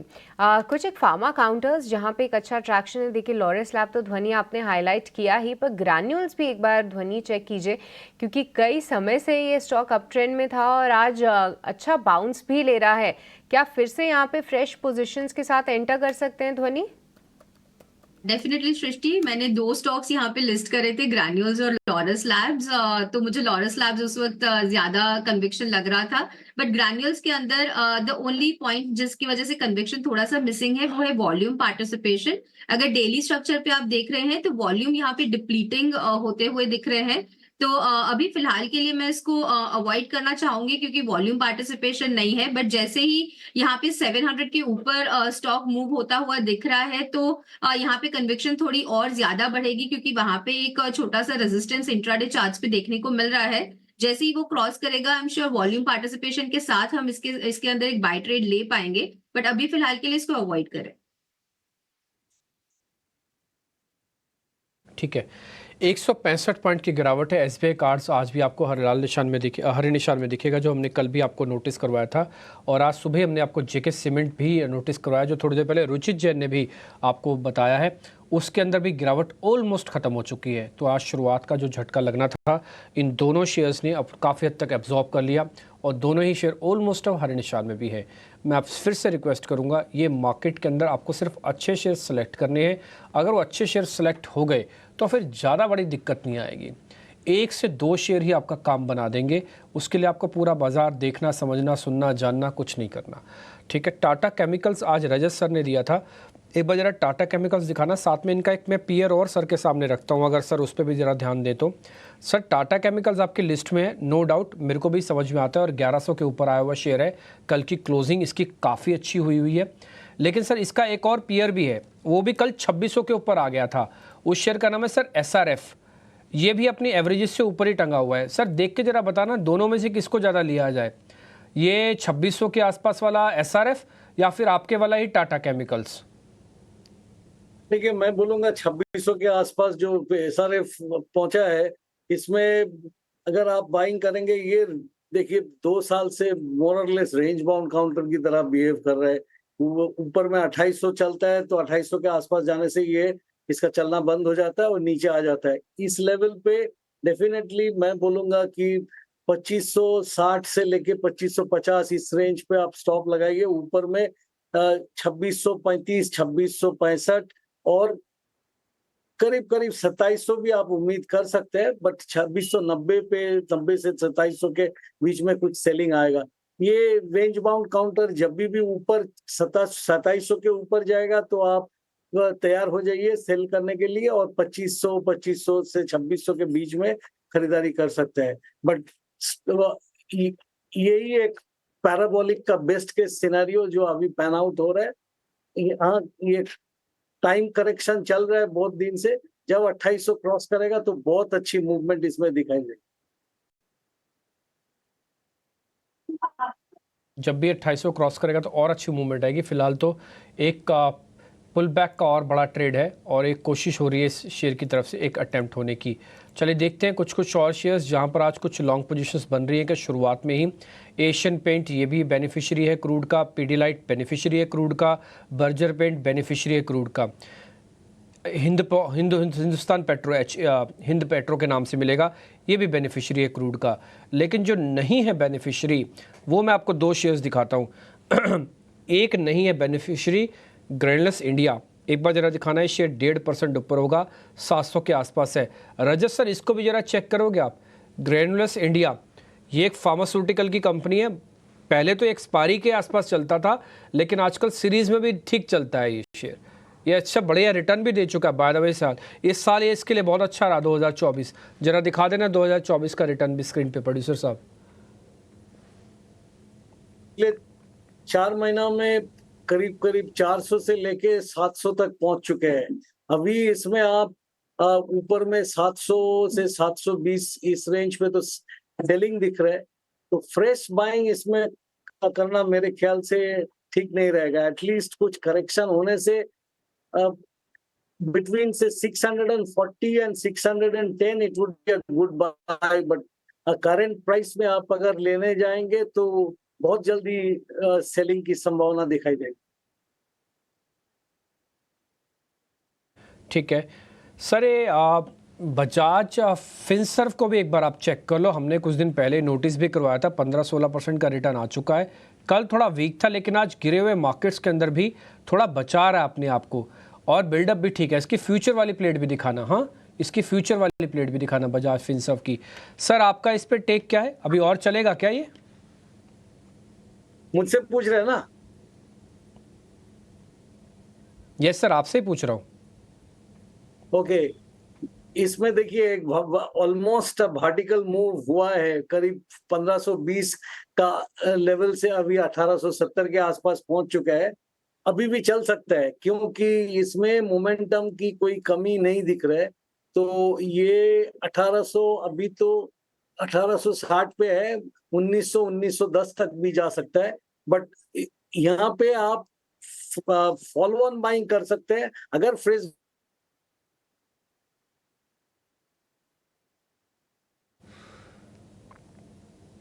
थोड़ी बात नहीं हो पा रही आपसे, थोड़ा फीड की प्रॉब्लम है। एक काम करते हैं रजत सर, आपको ना डिस्कनेक्ट करके वापस से कनेक्ट करते हैं, फिर हम बजाज फिनसर्व मौका लगेगा तो आपसे पता कर लेंगे।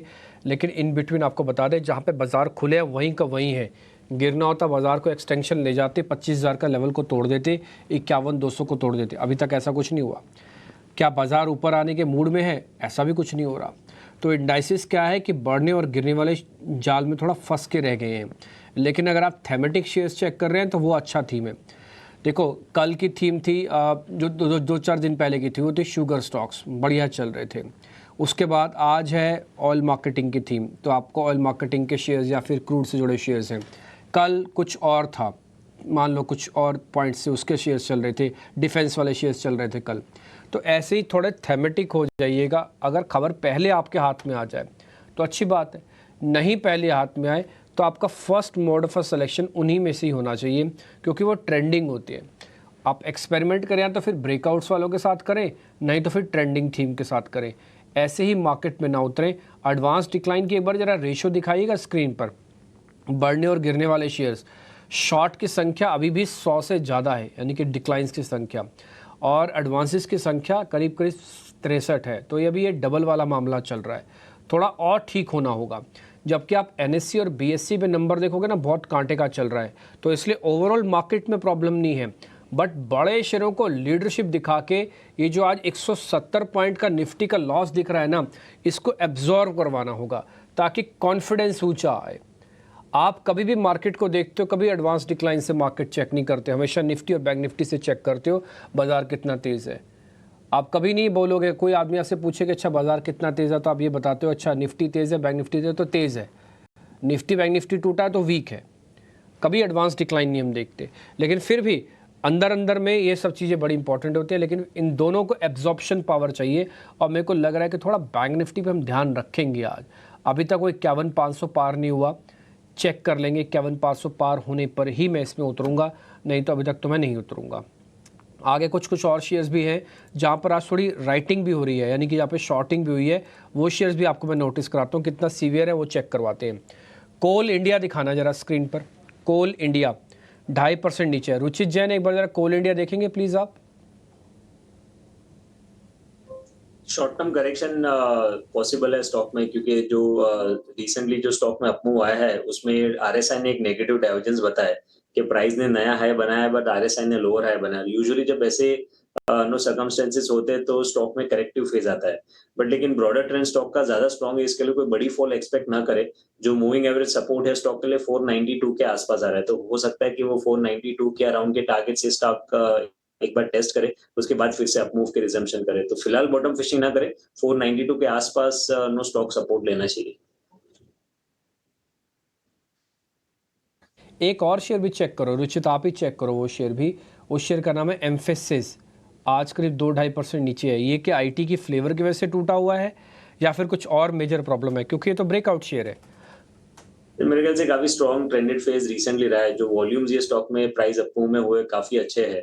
So just because I think global markets के कारण आज आईटी थोड़े दबाव में, इसके लिए पुल बैक मूव कह सकते हैं, बट ओवरऑल ट्रेंड स्टॉक का ज्यादा नेगेटिव नहीं है। तो यहाँ पे बाय एंड डिप की रणनीति रखे, जो आईटी में वीकनेस आ रही है, आई थिंक ये जस्ट एक टेम्पररी वीकनेस रहेगी। फिर से जब अपट्रेंड रिजम्पशन होगा तो एम्फेसिस जैसे स्टॉक में एक आउट परफॉर्मेंस आप एक्सपेक्ट कर सकते हैं। मेजर सपोर्ट स्टॉक का 2900 के अराउंड है। सो मे बी यहाँ से अगर 100-125 पॉइंट और अगर टूटता है तो लोअर लेवल्स पे एक अच्छी बाइंग अपॉर्चुनिटी ये स्टॉक में मिलेगी। कुछ और स्टॉक्स में पता कर लेता हूँ। ध्वनि पटेल, ध्वनि आप बिल्कुल तैयार हो जाइएगा, स्टॉप लॉस टारगेट दीजिएगा और वन लाइनर आंसर भी दे दीजिएगा, क्योंकि हम स्टॉक एक्सप्रेस को आपके साथ शुरू कर रहे हैं। काफ़ी सारे शेयर आपसे पता करने, जरा स्पीड से मैं पूछूंगा, आप स्पीड से बताते जाइएगा। मैम आपका इस पे क्या टेक है, SBI कार्ड्स पे?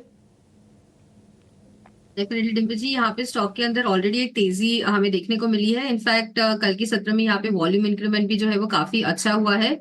इसको एग्जिस्टिंग पोजीशन को होल्ड कर सकते हैं। न्यू पोजीशंस में रेकमेंड करूंगी, कोई भी डिप मिलती है आपको जहाँ पे स्टॉक वापस से 750-55 की रेंज में देखने को मिलता है तो ले सकते हैं। स्टॉप लॉस इसके अंदर बना के रखना रहेगा 745 का, और ऊपर की तरफ टारगेट इसके बनते हैं 800 रुपए तक के। का शेयर है प्रिज्म जॉनसन, जरा ये देखना, एक सीमेंट की कंपनी है प्रिज्म जॉनसन। जी बिल्कुल डिम्पी जी, यहाँ पे प्रिज्म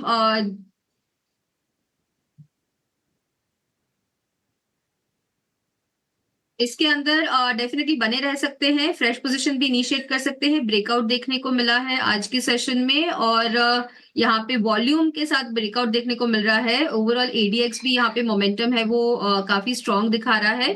टारगेट ऊपर की तरफ आपको 189, 192 तक के देखने को मिलेगा। स्टॉप लॉस मेंटेन करके रखना रहेगा नीचे की तरफ में 173 का। इंडिगो पेंट चेक करना कितना और चलेगा, इंडिगो पेंट। जी बिल्कुल, यहाँ पे काफी स्ट्रॉन्ग मूव आज की सेशन में इसके अंदर देखने को मिल रहा है। करीब 5% पॉजिटिव है स्टॉक। बाय ऑन डिप्स की रणनीति के साथ इसके अंदर मैं एंटर करना चाहूंगी। नीचे की तरफ कोई भी एक डिप मिलता है जहाँ पे वापस से 1480, 1475 के पास आपको जाने स्टॉक देखने को मिलता है, तब आप इसके अंदर बाय करें। स्टॉप लॉस उस वक्त आपको मेंटेन करके रखना रहेगा नीचे 1440 का, और ऊपर की तरफ टारगेट जो है वो यहाँ पे बनता है 1560 रुपए तक। ठीक है, 1560 रुपए के टारगेट होंगे आपके लिए।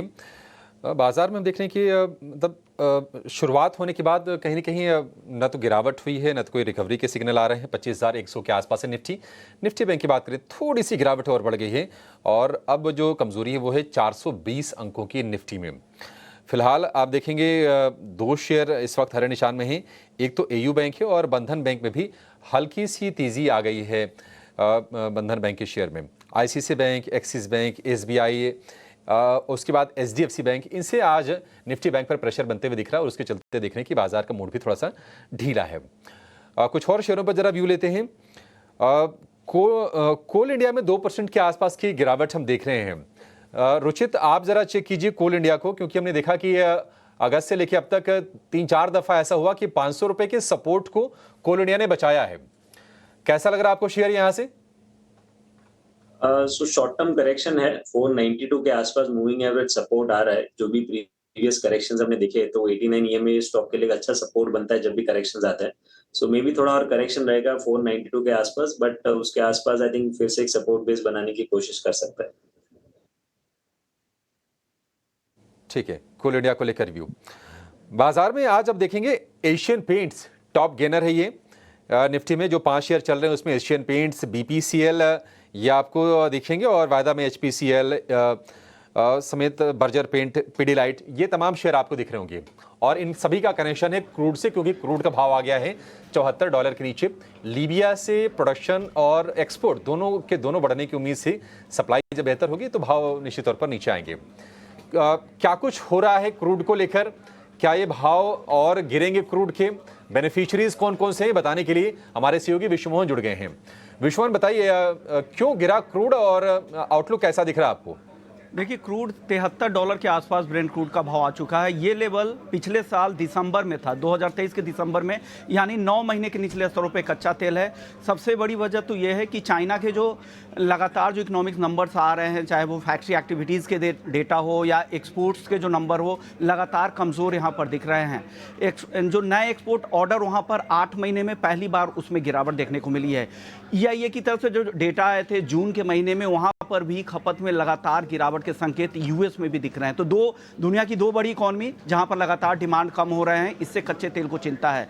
लीबिया में पॉलिटिकल अनरेस्ट की वजह से जो उत्पादन बंद हो गया हुआ था उसको वापस से रिज्यूम कर दिया गया और एक्सपोर्ट भी करीब 5.5 से 6 लाख बैरल रोजाना वहां से एक्सपोर्ट वापस से शुरू होने की संभावना है। और खाड़ी देशों में जो तनाव चल रहा है उसका अभी तक सप्लाई पर कोई बहुत बड़ा असर नहीं दिख रहा है। तो एक तरफ ओवर सप्लाई की स्थिति बन रही है, दूसरी तरफ डिमांड बड़े इकोनॉमी से कम हो रहा है, उसका दबाव यहाँ पर साफ तौर से कच्चे तेल पर दिख रहा है। लेकिन एक और चीज़ यहाँ पर जो एक्सपर्ट से बात हुई तो वो बता रहे थे कि यूएस का जो क्रूड इन्वेंट्री, जो पिछले 5 साल का औसत क्रूड इन्वेंट्री है, वो औसत से अभी 4% कम है। तो ये एक हो सकता है कि कच्चा तेल आने वाले समय में बाउंस बैक करे, लेकिन अभी की जो गिरावट है उसका फ़ायदा जितने भी इसके डेरिवेटिव प्रोडक्ट्स को यूज़ करने वाले हैं, चाहे पेंट कंपनियां हो, जिसमें इंडिगो पेंट की चर्चा आप लोग कर रहे थे, ज़बरदस्त तेज़ी दिखा रहा है। एशियन पेंट्स हो, एक्जो नोबेल हो, बर्जर पेंट्स हो, अच्छी तेज़ी है। टायर कंपनियों में ज़्यादातर टायर कंपनियां अच्छी तेज़ी दिखा रही है। OMCs और एविएशन शेयरों में भी ठीक ठाक तेज़ी यहाँ पर आज के सत्र में दिख रही है। तो आज क्रूड में गिरावट है, कल करीब 5% गिरा था, आज भी कमज़ोर है, उसका फ़ायदा यहाँ पर साफ तौर से दिख रहा है। शुक्रिया विश्व मोहन। तो ये सप्लाई और बढ़ने की उम्मीद है और क्रूड पर ये प्रेशर बना रहेगा, जो कि हमारे लिए बेनिफिशियरी हो। और कुछ सेगमेंट जो आपकी स्क्रीन पर आ भी रहे हैं, टायर हो गया, एविएशन हो गया, OMCs हो गए, पेंट हो गए, ये डायरेक्ट बेनिफिशियरीज होते हैं क्योंकि कहीं ना कहीं क्रूड के और उनके डेरिवेटिव्स का इस्तेमाल होता है इनके प्रोडक्शन में। चलिए, ये तो बाजार की स्थिति है। निफ्टी रंग नीचे है, लेकिन एक ऑप्शन का आपको बढ़िया ट्रेड बताते हैं और लेकर आते हैं ऑप्शंस के चैंपियन को।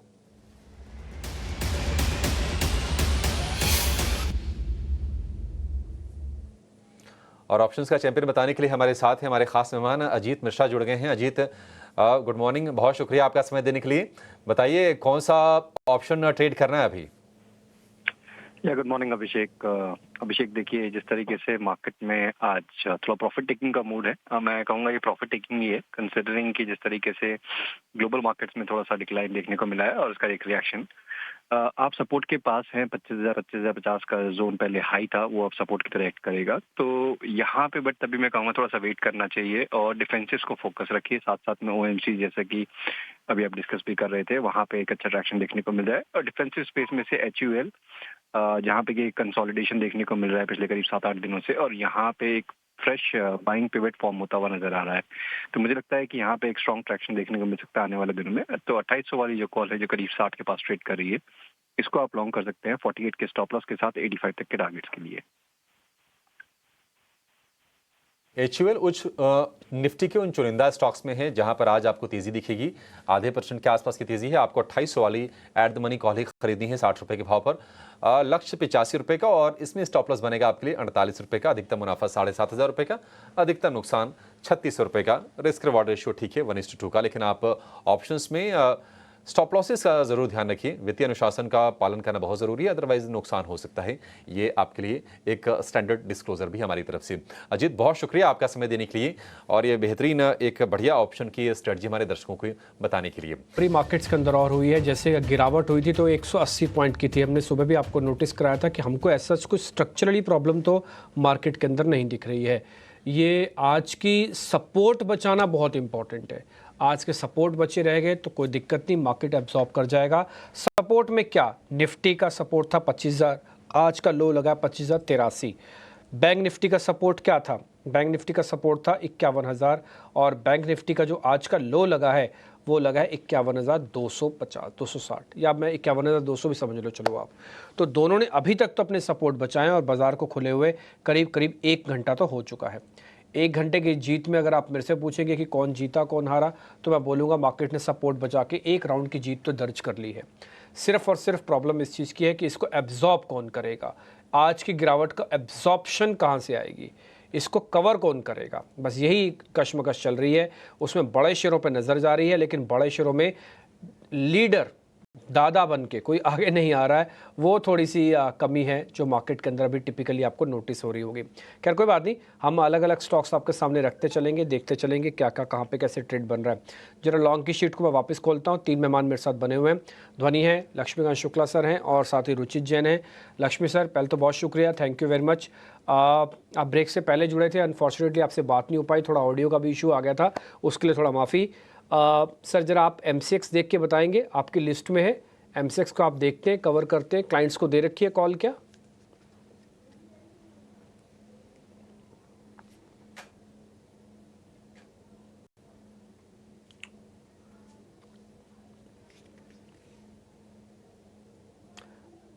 ओ अभी भी ठीक नहीं हो रहा है, लगता है आज मुहूर्त ही नहीं निकल पा रहा है लक्ष्मी जी से बातचीत करने का। एक काम करो प्रोड्यूसर साहब, थोड़ी मेरी रिक्वेस्ट है आपसे, ये हाथ जोड़ के रिक्वेस्ट है, जब सब कुछ ठीक हो ना तभी आप उन गेस्ट को जोड़ो। उससे क्या होता है ना, गेस्ट का भी ख़राब होता है और हमारे को भी क्वेश्चन वापस से फ्रेम करना होता है, समय को बहुत खोटी होता है। ध्वनि जरा आप MCX के बारे में बताइए। जी बिल्कुल डिम्पी जी, डेफिनेटली बुलिश साइड का मोमेंटम स्टॉक के अंदर बना हुआ है। रिसेंटली ही इसका एक वापस से ब्रेकआउट भी देखने मिला था 4980 की लेवल के पास, वहां से ऊपर की तरफ सस्टेन कर रहा है। 5500 डेरिवेटिव डेटा सजेस्ट करता है कि वहां तक का एक अपमूव इसके अंदर देखने को मिलेगा। स्टॉप लॉस जो नीचे की तरफ मेंटेन करके रखना रहेगा, तो यहाँ पे आप 5180 को यहाँ पे स्टॉप लॉस लगा के रखें। कुछ और शेयर्स भी हैं मार्केट के अंदर जहां पे आज की पोजीशनिंग थोड़ी ठीक बन रही है। एक ना आप BPCL को दिखाना 1.5% ऊपर है, ठीक है, क्रूड का बेनिफिशियरी है, वो एक अलग बात है, लेकिन इसके अंदर आज का बिल्डअप भी काफ़ी अच्छा है। एक बार जरा ओपन इंटरेस्ट वाली पोजीशन दिखाना, इसकी फ्यूचर वाली प्लेट दिखाना BPCL की, जिसमें OI लिखा होता है, ओपन इंटरेस्ट लिखा होता है और चेंज इन ओपन इंटरेस्ट लिखा होता है, वो दिखाना। रुचित सर एक बार जरा BPCL देखना। मैं सिर्फ आज क्रूड का बेनिफिशियरी है इसलिए नहीं पकड़ रहा, बल्कि स्ट्रक्चरली भी ठीक है इसलिए भी देख रहा हूँ। OMCs में HPCL, BPCL दोनों के स्ट्रक्चर्स पोजिशनली काफी स्ट्रांग है। हमने फरवरी महीने से एक कंसोलिडेशन देखा स्टॉक में, इलेक्शंस के कुछ समय बाद तक ये पूरा कंसोलिडेशन कंटिन्यू रहा। बट अगर आप थोड़े लॉन्गर टर्म टाइम फ्रेम देखेंगे वीकली मंथली चार्ट्स पे, तो ये पूरा जो कंसोलिडेशन हुआ है वो मोर एक टाइम वाइज करेक्टिव फेज लग रहा था विद इन एन अपट्रेंड, क्योंकि जो important mid to long term support है वो ब्रेक नहीं हुए थे और अब फिर से हाई टॉप हाई बॉटम्स के स्ट्रक्चर्स ये स्टॉक ने रिज्यूम किए। सो जो रिसेंट स्विंग लो है स्टॉक में 343 के आसपास है, तो जब तक ये 343 की लेवल्स इंटैक्ट है तब तक short term momentum I think positive है और रिट्रेसमेंट्स के हिसाब से 380 के अराउंड के टारगेट से स्टॉक में एक्सपेक्ट कर सकते हैं। दोनों ही स्टॉक इनफैक्ट HPCL और BPCL के मोमेंटम एक जैसे ही है, हाई टॉप हाई बॉटम के स्ट्रक्चर बन रहे हैं। सो आई थिंक ये और पॉजिटिविटी, अभी क्रूड का फॉल भी और एक रीजन बन गया है। सो आई थिंक ये पॉजिटिविटी कंटिन्यू रहनी चाहिए। ध्वनि वैसे मैं आपको आज बधाई देना चाहूँगा, आपका कजारिया सेरेमिक्स तो बहुत ही बढ़िया चला। अभी एक मेरे पास जो परसेंटेज गेन है वो करीब 5% का हुआ है। बड़ा ज़रा दिखाना कजारिया सेरेमिक्स। जब आप ये ट्रेड दे रहे थे मेरे समय, उसी समय मैंने आपके सामने भी आपके मुंह पे ही बात कर दी थी कि आपका कजारिया सेरेमिक्स मेरे को आज शेयर बहुत पसंद आ रहा है और आज ये बढ़िया चलेगा। असल में मेरे से मिस हुआ है, कल हमने लिया था ये शेयर, किसी सेगमेंट में ज़रूर था, शायद हमने स्टॉक एक्सप्रेस में लिया था, लेकिन आज मेरे से मिस हुआ है। लेकिन वो कमी आपने हमारी आज पूरी कर दी कजारिया सेरेमिक्स का शेयर बता के, बहुत ही बढ़िया, अच्छा लगा आज का ये आपके शेयर्स का सिलेक्शन देख के। लक्ष्मी सर, बलरामपुर चीनी से शुरू कर रहा हूँ, थोड़ा मुंह मीठा हो जाए आपका भी, जरा देख के बताइए सर। एक राउंड की थोड़ी सी प्रॉफिट बुकिंग आई थी 1-2 दिन पहले, लेकिन उसके बाद बलरामपुर चीनी फिर से चलने लग गया, आज 600 को भी पार करके ट्रेड कर रहा है। सर एक बार आपकी रिकमेंडेशन चाहिए, आपके क्लाइंट्स के पास है या फिर आपने इसको देखा ही नहीं, नोटिस ही नहीं किया?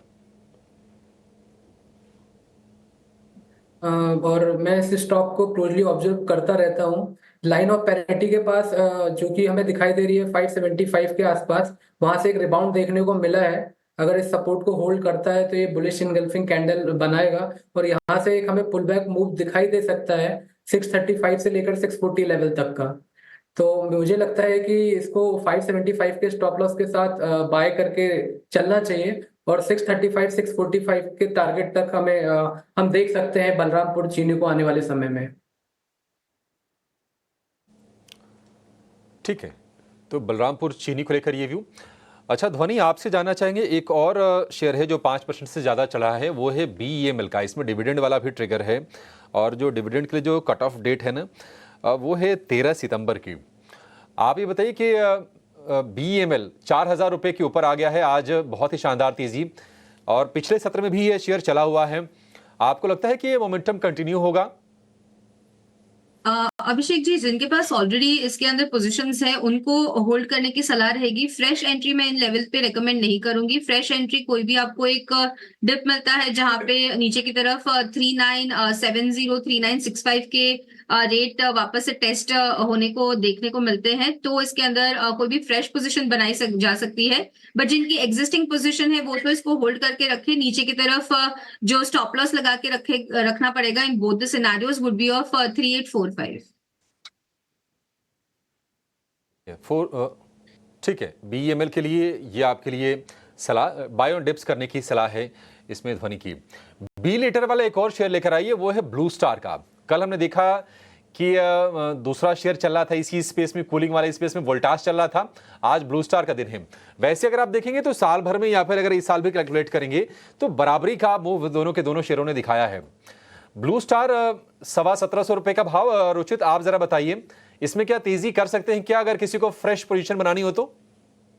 मेरे ख्याल से एग्जिस्टिंग पोजीशन है तो होल्ड करने की सलाह रहेगी। फ्रेश बाइंग एक बार ये ब्रेकआउट आ जाए 1770 के ऊपर, जो रिसेंट कंसोलिडेशन का हाई है, तो उसके बाद एक अच्छी मूव स्टॉक में एक्सपेक्ट कर रहा है। फिलहाल 1770 का रेजिस्टेंस और 1600 का सपोर्ट, ये 170 पॉइंट की रेंज स्टॉक में बनी हुई है। सो कोई एग्जिस्टिंग पोजीशंस है तो 1600 के नीचे स्टॉप लॉस रख के अपनी लॉन्ग पोजीशंस को होल्ड की जा सकती है।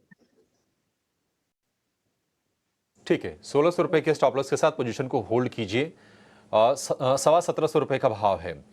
ध्वनि, एक बार जरा आप JM फाइनेंशियल को चेक कीजिए, क्योंकि ब्रोकिंग स्पेस में देखिए तेजी तो आई थी, कुछ कुछ स्टॉक्स हालांकि अभी भी भाग रहे हैं, उसमें JM फाइनेंशियल भी है।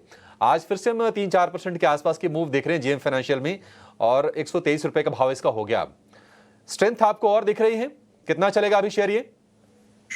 जी बिल्कुल अभिषेक जी, JM फाइनेंशियल्स, इसका वीकली चार्ट स्ट्रक्चर आप देखें तो काफी इंटरेस्टिंग पॉइंट पे है। यहाँ पे हमने इन्हीं भाव के पास रेजिस्टेंस देखा है 3 बार इन द पास्ट। 2020 में एक बार देखने को मिला था, फिर 2021 और अभी 2024 में 2 बार इसी लेवल को रिटेस्ट करा है। वॉल्यूम्स जो है इसके अंदर वो काफी यहाँ पे इंक्रीमेंटल साइड पे है। अगर आप देखें तो वॉल्यूम के अंदर एक अपवर्ड राइजिंग आपको देखने को मिलेगी, तो डेफिनेटली कन्विक्शन ज्यादा बनता है इसके अंदर। पोजीशन बना सकते हैं इसके अंदर फ्रेश। ऊपर की तरफ टारगेट जो यहाँ पे देखने को मिलते हैं, तो ये आपको होल्डिंग पीरियड इसका ज्यादा रहेगा। आपको करीब 3 से 4 महीने तक होल्डिंग पीरियड रहेगा, जिसमें 150 तक का एक अपवर्ड मूव इसके अंदर देखने को मिलेगा। स्टॉप लॉस हालांकि इसके अंदर जो मेंटेन करके रखना रहेगा नीचे की तरफ में, तो आप यहाँ पे 105 से 107 रुपए का स्टॉप लॉस बना के रखे। और यहाँ पे मैं ये भी ऐड करना चाहूंगी कि कजारिया में जो यहाँ पे काफी लोगों का ये होता है कि इंट्राडे ट्रेड करना है, तो इंट्राडे बेसिस पे वहां पे एक प्रॉफिट बुकिंग की सलाह रहेगी। पोजिशनली स्टॉक काफी अच्छा है तो उसको होल्ड कर सकते हैं, बट इंट्राडे जिनको यहाँ पे प्रॉफिट बुक करना है वो यहाँ पे बुक कर सकते हैं। कजारिया सिरामिक्स, ध्वनि की आज ये सुपर हिट कॉल, इससे जुड़ा अपडेट भी दे दिया ध्वनि ने। बट कुछ एक स्टॉक्स डिफेंस काउंटर्स से भी एक अच्छा रिबाउंड दिखा रहे हैं, या फिर यूँ कहें कि रिकवरी दिखा रहे हैं, क्योंकि हाल फिलहाल इनमें हमने एक अच्छा खासा करेक्शन भी देखा था। और रुचित, खास तौर से GRSE और मझगांव डॉक पे आपसे राय जानना चाहेंगे, क्योंकि देखिए HAL भी रिकवर कर रहा है, पर ये दोनों काउंटर्स अपने मूविंग एवरेजेस को अच्छी तरीके से क्रॉस कर रहे हैं। रुचित, क्या अभी भी यहाँ पे मौके हैं? क्या इनमें से कोई स्टॉक आपको पसंद आ रहा है? पूरा ही सेक्टर आज काफी अच्छे मोमेंटम में है, सो आई थिंक यहाँ पे एक अपमूव कंटिन्यू रह सकता है। दोनों ही stocks GRSE, Mazagon Dock recently भी एक अच्छा करेक्टिव फेज अपने ऑल टाइम हाई से देख चुके हैं। So I think positional basis पे देखे तो यहाँ पे डाउनसाइड लिमिटेड लग रही है, तो मझगांव डॉक जैसे और GRSE में खरीदारी की जा सकती है। लेकिन अगर ट्रेडिंग के पर्सपेक्टिव से अगर डिफेंस स्टॉक्स में देख रहे हैं तो हम HAL ज्यादा प्रेफर कर रहे हैं। हमने इनफैक्ट हमारे क्लाइंट्स को भी ऑप्शंस के थ्रू इसमें खरीदारी की सलाह दी है। स्टॉक पिछले कुछ दिनों के में करेक्शन के बाद अपने 100 दिन के मूविंग एवरेज के आसपास एक अच्छा कंसोलिडेशन ये स्टॉक ने किया है, और आई थिंक जो न्यूज बेस्ड मूव्स है उसके सपोर्ट से ये स्टॉक नियर फ्यूचर में आपको लगभग 5080 से 5100 के टारगेट से ये स्टॉक में देखने मिल सकते हैं। सो ओवरऑल सेक्टर पे व्यू पॉजिटिव है, बट ज्यादा प्रेफरेंस HAL के ऊपर है। ठीक है, तो HAL प्रेफर्ड पिक है पूरे डिफेंस पैक से, काफ़ी मोमेंटम में है ये काउंटर। पर इसके अलावा डिफेंसिव्स में हम देख भी रहे हैं कि कुछ कंजम्पशन से जुड़ी थीम्स भी सामने आ रही हैं। ध्वनि, एक बार आपसे HUL पे टेक लेना चाहेंगे। देखिए कई सारे स्टॉक्स है, बट HUL में इंटरेस्टिंग ये है कि 2830 के आसपास हमेशा जो है पिछले 7-8 दिनों में देखें तो एक थोड़ा सा ब्रेक लेता हुआ नजर आया है। पर ध्वनि, आज क्या ये इन स्तरों को क्रॉस कर सकता है? क्या यहाँ पे कोई इंट्राडे अपॉर्चुनिटीज हैं? सृष्टि, यहाँ पे इंट्राडे अपॉर्चुनिटीज मैं नहीं देख के चल रही हूँ, क्योंकि ऊपर की तरफ जहाँ पे रेजिस्टेंस मिल रहा है 2830 का लेवल जो बन रहा है, वहां पे कांस्टेंट एक सप्लाई बनी हुई है और वॉल्यूम्स जो होते हैं वो काफी इंपॉर्टेंट होते हैं ऐसे किसी रेजिस्टेंस को ब्रेक करने के लिए, जो हमें अभी फिलहाल की नहीं देखने को मिल रहे हैं। इनफैक्ट अगर आप इंट्राडे चार्ट्स में देखें तो पिछले 2 दिनों से ही यहाँ पर एक वॉल्यूम जो इंक्रीमेंट होनी चाहिए वो नहीं देखने को मिल रही है, पार्टिसिपेशन मिसिंग सी है। तो ये रेजिस्टेंस आज की सेशन में भी वापस से काम करता हुआ दिखेगा। तो इंट्राडे ट्रेड बेसिस पे HUL को यहाँ पे मैं रिकमेंड नहीं करूंगी। ठीक है, तो मार्केट के अंदर सेलेक्टिव रहिए, कम ट्रेड कीजिए, बाजार को थोड़ा और हील हो जाने दीजिए। आज का डैमेज काफ़ी हद तक मार्केट कंट्रोल करने की भूमिका तो अदा करने की कोशिश कर रहा है, वो अपने लॉसेस को ना बढ़ाकर। क्या तेज़ी वापस लौट आएगी? क्या आज को जो 150 पॉइंट आप निफ्टी के अंदर देख पा रहे हैं, 300 पॉइंट बैंक निफ्टी के अंदर देख पा रहे हैं, एब्जॉर्ब हो जाएंगे? उसको लेकर अभी तो थोड़ा डाउट है, वो क्लियर है, वो साफ है। ठीक है, तो आप दोनों का बहुत बहुत शुक्रिया, थैंक यू वेरी मच। आज इस कार्यक्रम से इतना ही था। और रुचित, कोई स्टैंडर्ड डिस्क्लोजर आपकी तरफ से? काफी सारे स्टॉक्स की चर्चा हुई है, पर उसमें से कोई भी स्टॉक मेरे पर्सनल होल्डिंग में नहीं है, हमारे क्लाइंट्स की पोजीशंस हो सकती है। Thank you. ठीक है, ध्वनि आपकी तरफ से? जी बिल्कुल, जिन्हीं स्टॉक्स की हमने डिस्कशन करी उनमें क्लाइंट्स को रिकमेंडेशंस दी गई है और मेरी पर्सनल कोई पोजीशंस नहीं है। Thank you very much for the show. ठीक है, बहुत बहुत शुक्रिया आप दोनों का आज कार्यक्रम का हिस्सा बनने के लिए। देखते हैं मार्केट के सेकंड हाफ में क्या होता है। फर्स्ट हाफ की लड़ाई काफ़ी हद तक बाजार ने अपनी गिरावट को रोक के जीती हुई है। देखते हैं अब क्या होता है सेकंड हाफ में। डाटा तो इंडिकेट कर रहा है कि अभी थोड़ा गेस कर पाना मुश्किल है, बट फिर भी ज़्यादा प्रॉब्लम तो नहीं दिख रही है।